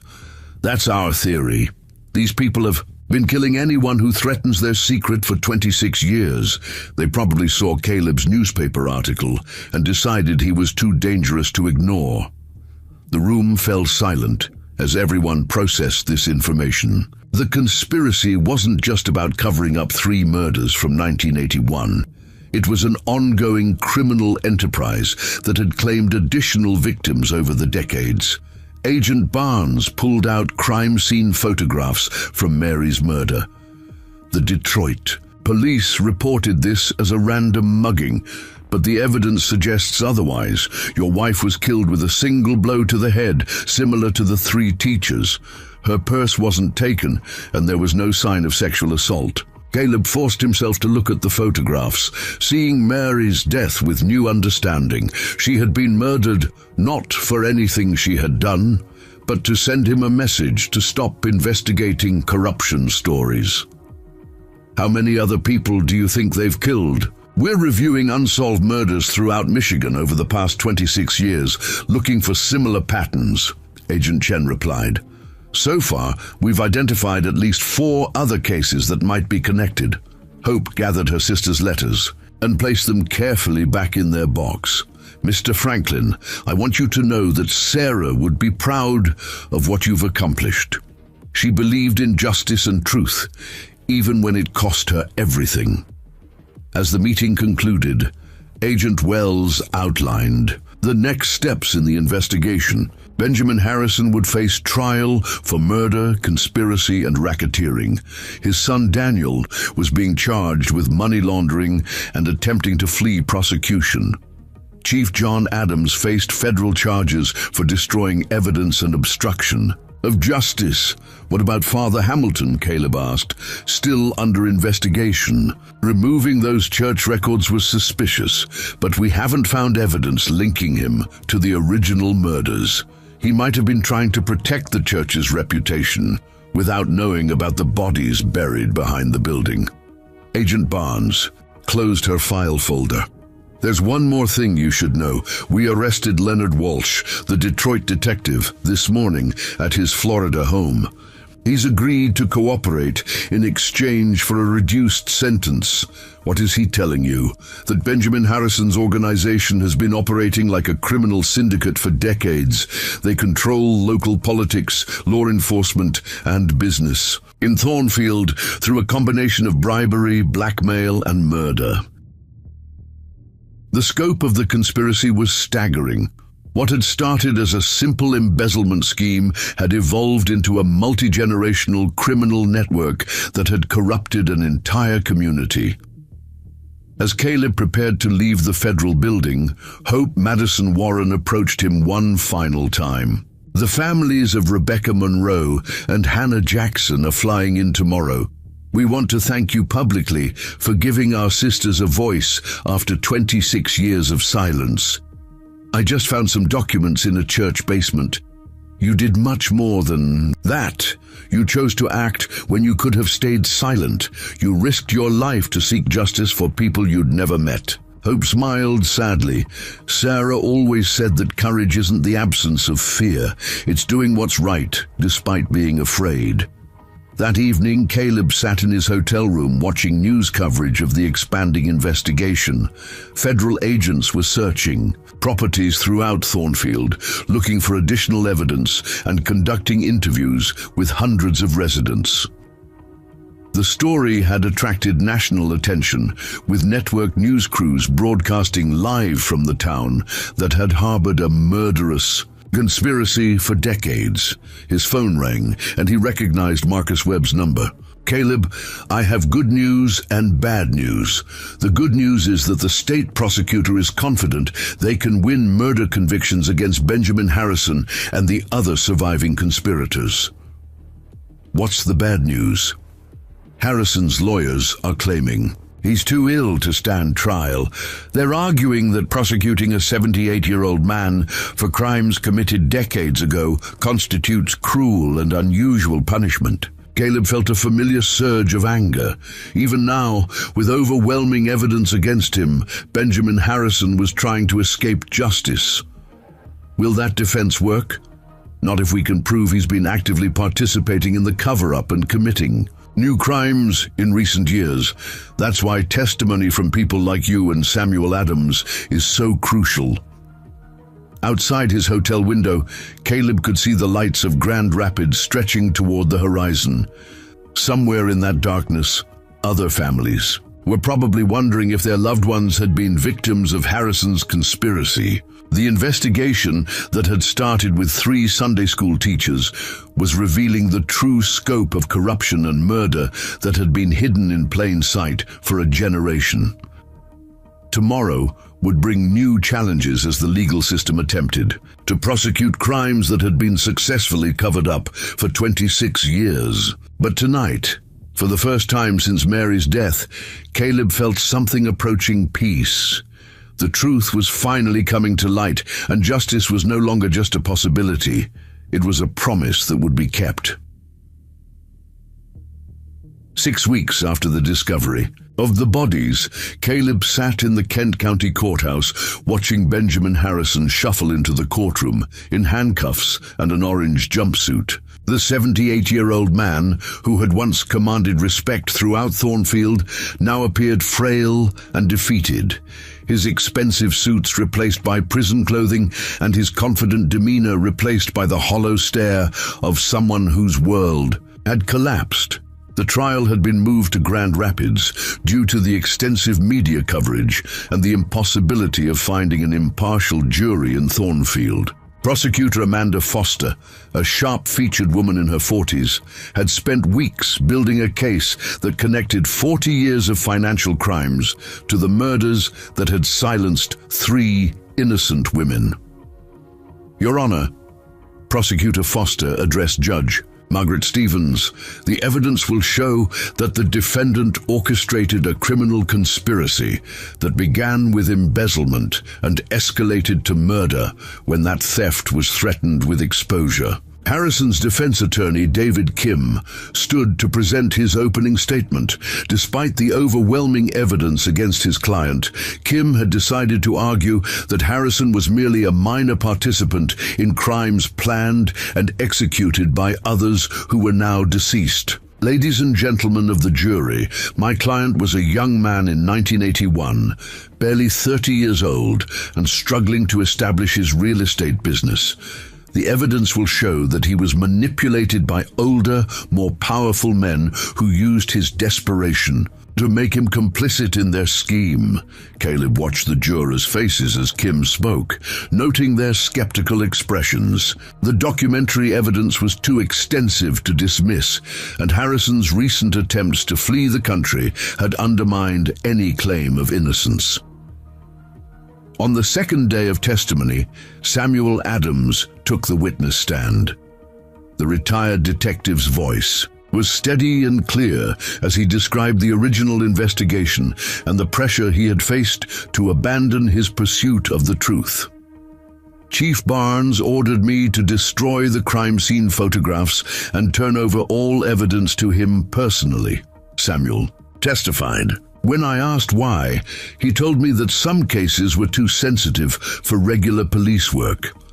Prosecutor Foster displayed the hidden documents on a large screen for the jury. Detective Adams, in your professional opinion, do these police reports accurately reflect what you observed at the crime scenes? No, they do not. The official reports omit crucial evidence of violence and make no mention of the financial documents found in Sarah Madison's apartment. Samuel's testimony was followed by Hope Madison Warren, who read portions of her sister's letters to the jury. Her voice broke slightly as she recounted Sarah's growing fear in the weeks before her death. She wrote, "Hope, if something happens to me, make sure someone investigates the church building fund. Too many people are getting rich off money donated by families who can barely afford groceries." The prosecution's case grew stronger each day as witness after witness described the systematic corruption that had infected Thornfield's leadership. Bank employees testified about suspicious cash deposits and transfers. Construction workers revealed how they had been ordered to work overnight on the church project, pouring concrete without proper permits or inspections. On the fourth day, Father Hamilton finally took the witness stand.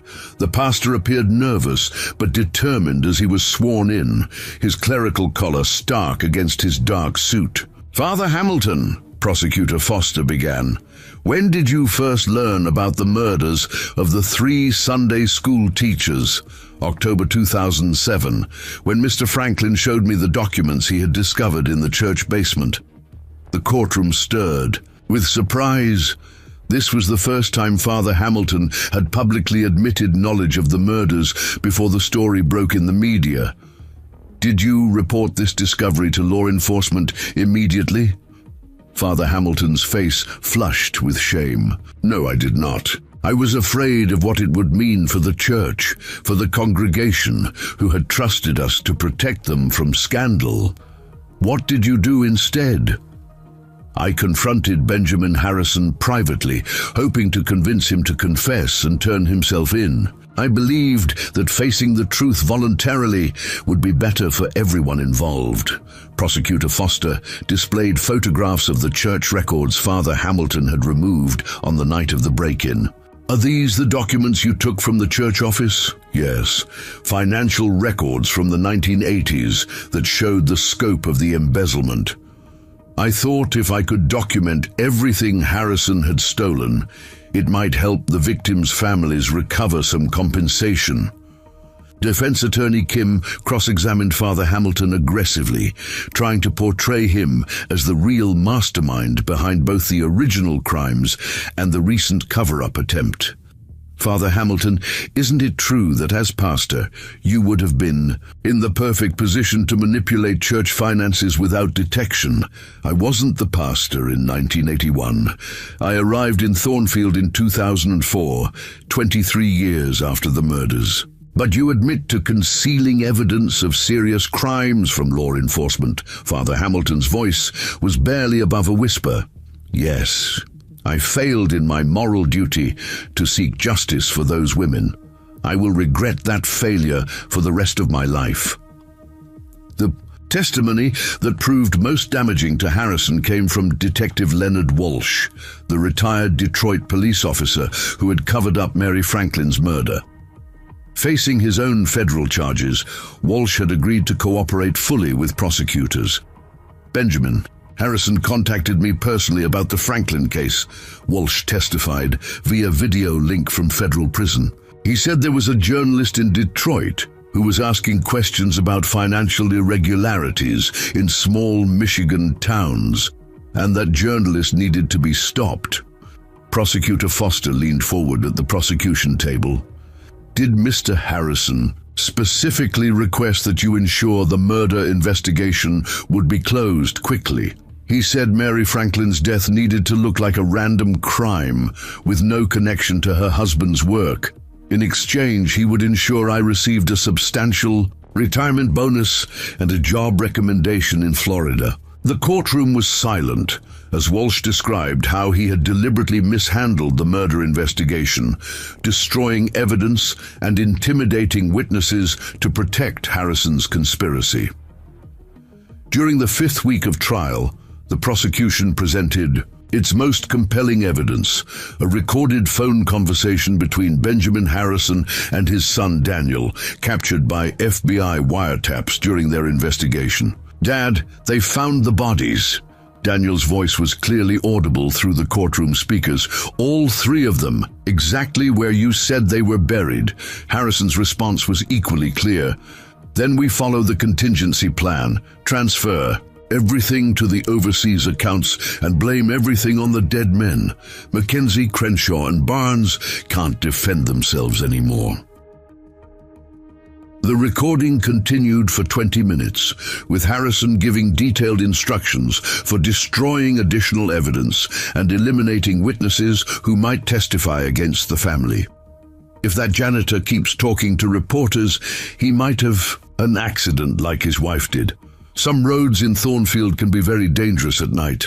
The threat against Caleb's life, captured on federal wiretaps, destroyed any remaining credibility Harrison might have had with the jury.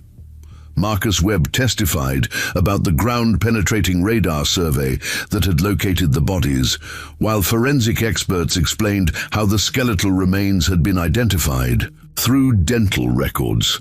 The scientific evidence was overwhelming, but it was the human testimony that made the strongest impact on the jury.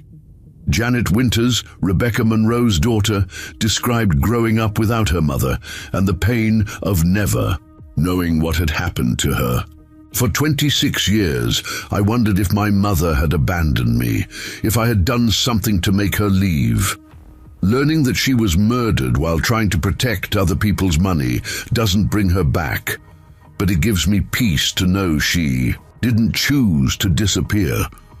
Michael Brooks, Hannah Jackson's younger brother, testified about how the family had searched for his sister for years, hiring private investigators and following false leads across the country. "We never stopped believing Hannah was alive somewhere, maybe with amnesia or being held against her will. The truth is horrible, but it's better than the uncertainty we lived with for decades." On the final day of testimony, Caleb took the witness stand to describe his discovery in the church basement and the investigation that followed. He spoke calmly and precisely, sticking to the facts while Prosecutor Foster guided him through the evidence. "Mr. Franklin, when you found that metal box hidden in the church wall, did you consider keeping its contents secret to avoid controversy?" "For about 5 minutes, Caleb replied honestly. "But then I thought about those 3 women and their families. They deserved justice, even if it came 26 years late. Defense attorney Kim's cross-examination focused on trying to portray Caleb as a bitter man seeking revenge for his wife's death rather than justice for the murder victims. Mr. Franklin, isn't it true that you pursued this investigation primarily because you blamed the people of Thornfield for your wife's death? No. I pursued it because I found evidence that 3 innocent women had been murdered and their killer was still free. But you've admitted that you held a grudge against small-town corruption because of your wife's case. Caleb paused, considering his answer carefully. I held a grudge against people who commit murder and then use their power to escape justice. That's not the same thing. The jury deliberated for 3 days before returning their verdict. When Judge Stevens called the court to order, the courtroom was packed with reporters, victim family members, and Thornfield residents who had come to witness the conclusion of their town's darkest chapter. Has the jury reached a verdict? The foreman, a middle-aged woman who had followed the testimony with obvious attention, stood and faced the judge. We have, Your Honor. On the charge of first-degree murder in the death of Sarah Madison, we find the defendant guilty. On the charge of first-degree murder in the death of Rebecca Monroe, we find the defendant guilty. On the charge of first-degree murder in the death of Hannah Jackson, we find the defendant guilty. The guilty verdicts continued. Through all charges, conspiracy, racketeering, money laundering, and obstruction of justice, Benjamin Harrison showed no emotion as each verdict was read, staring straight ahead as his defense attorney placed a comforting hand on his shoulder. Judge Stevens scheduled sentencing for the following week, but the outcome was clear. At 78 years old, Benjamin Harrison would spend the rest of his life in prison for crimes he had committed nearly half a century earlier. As the courtroom emptied, Caleb found himself surrounded by the families of the 3 murder victims. Hope Madison Warren embraced him with tears in her eyes. Thank you for giving Sarah a voice when she couldn't speak for herself. Outside the courthouse, a crowd of reporters waited for statements from the key participants in the trial. Caleb declined most interview requests, but he did speak briefly. To Lisa Morrison from the Detroit News, Mr. Franklin, how does it feel to see justice finally served after all these years? Caleb looked back at the courthouse where Benjamin Harrison was being led away in shackles. It feels like the beginning of healing for a lot of people who have carried pain for too long.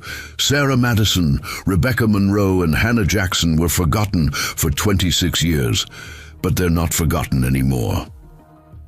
1 week after the guilty verdicts, Judge Margaret Stevens called the court to order for Benjamin Harrison's sentencing hearing. The courtroom was again packed, but the atmosphere was different now, less anticipation and more solemnity as the community prepared to close this painful chapter of its history.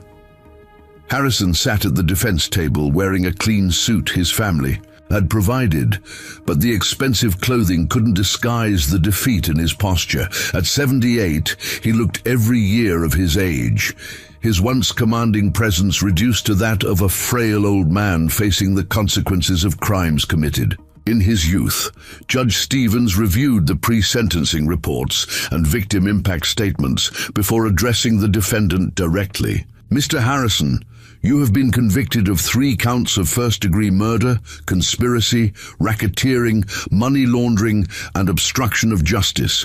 Before I impose sentence, do you wish to make a statement to the court? Harrison's attorney whispered something in his ear, but the old man shook his head and slowly stood to face the judge. Your Honor, I have spent 46 years living with what we did to those women. Not a day has passed that I haven't thought about Sarah Madison, Rebecca Monroe, and Hannah Jackson. His voice was weak but clear. I was 30 years old and desperate to save my failing business. When the others suggested we could solve our financial problems and eliminate the threat to our secret, I went along with it.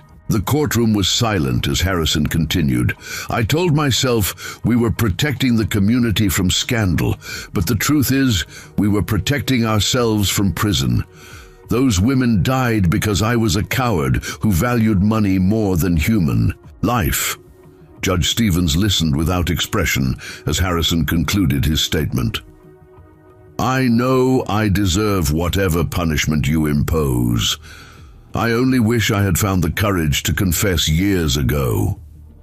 The judge then called for victim impact statements. Hope Madison Warren approached the podium first, carrying a photograph of her sister Sarah with her 2 young children. Your Honor, my sister died trying to protect the congregation of St. Matthew's Church from thieves who were stealing their donations. She had planned to report the theft to church authorities because she believed in doing the right thing, even when it was difficult. Hope's voice remained steady, despite the tears in her eyes. Sarah's children grew up without their mother because this man valued $60,000 more than 3 human lives. Janet Winters spoke next, describing how Rebecca Monroe's murder had shattered her family and left her father so devastated that he died of a heart attack just 2 years later.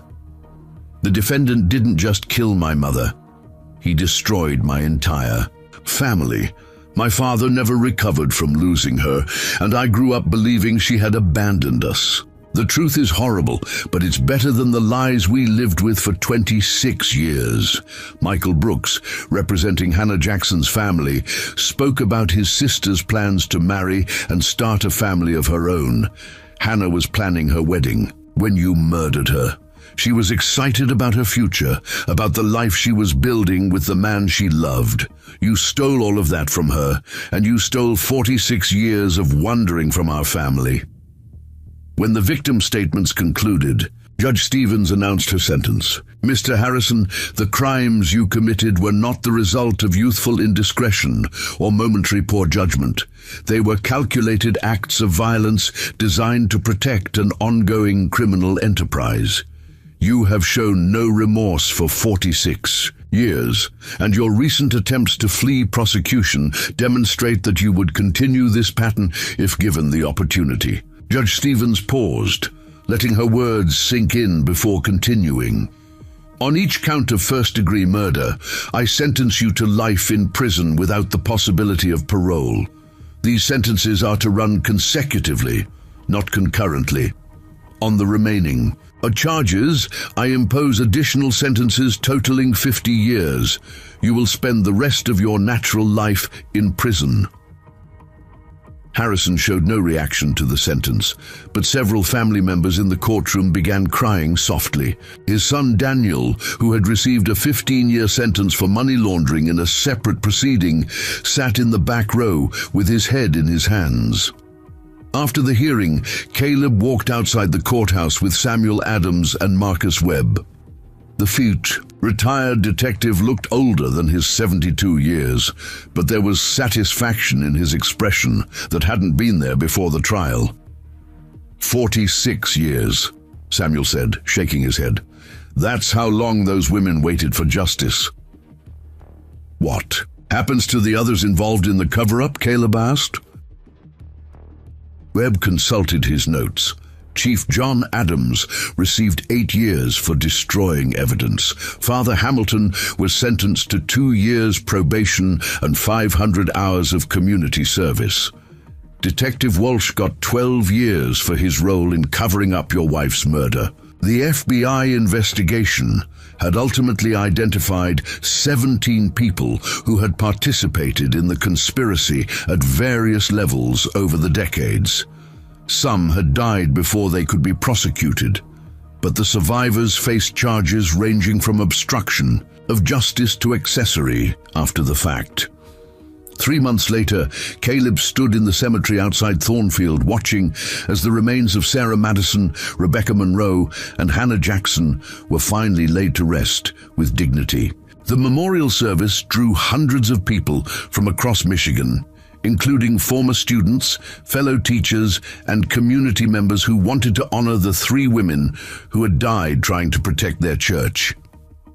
Father Hamilton, who had resigned, from St. Matthew's following his conviction, delivered a eulogy that acknowledged the church's failure to protect its own members. Sarah, Rebecca, and Hannah believed in truth and justice even when it cost them their lives. They deserved to be remembered not as victims, but as heroes who stood up for what was right when it would have been easier to remain silent. Hope Madison Warren had flown in from California for the service, bringing with her Sarah's adult children who had traveled from Texas. The family had established a scholarship fund at the local elementary school in memory of all three teachers. These women dedicated their lives to educating children and serving their community, Hope said during the service. Their legacy should be the values they taught and the courage they showed, not the tragedy of how they died. After the burial, Caleb visited the graves alone, leaving flowers and a handwritten note thanking the three teachers for the courage that had ultimately led to justice. As he walked back to his truck, he encountered a familiar figure waiting by the cemetery gate. Dr. Grace Madison, the retired physician who had been Sarah's friend, approached him with a manila envelope in her hands. "Mr. Franklin, I wanted to give you this personally." Inside the envelope was a letter addressed to him, written in Sarah Madison's careful handwriting. The letter was dated October 12, 1981, the day before she disappeared. "How did you get this?" Sarah gave it to me the night before she died, along with instructions to give it to whoever eventually exposed the truth about the church finances. She somehow knew what was going to happen to her.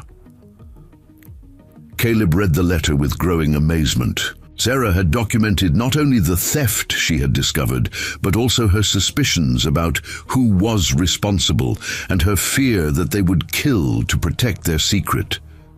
She knew they were going to murder her? She suspected it.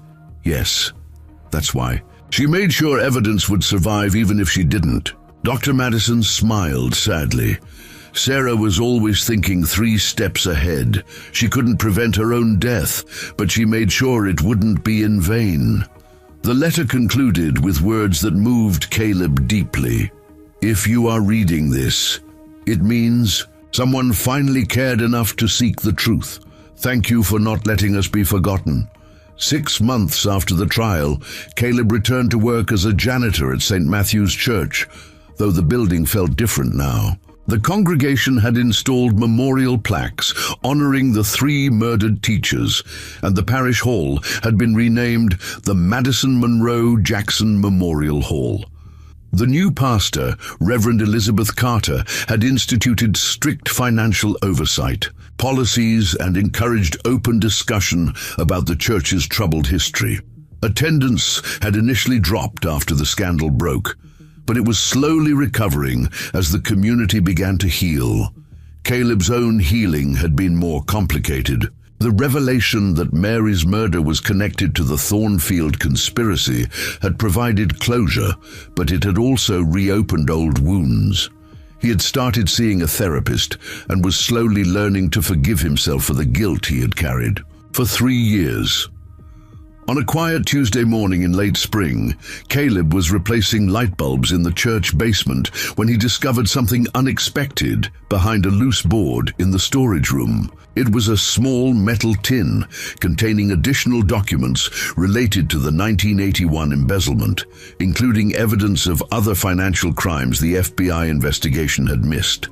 This time, Caleb didn't hesitate.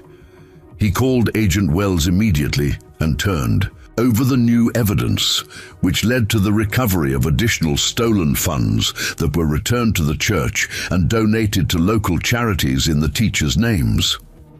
The discovery also revealed that the conspiracy had been even larger than originally believed, involving corruption in the county government and state contracting processes. Several additional arrests followed, including a former state legislator who had helped Harrison's organization secure lucrative public works contracts.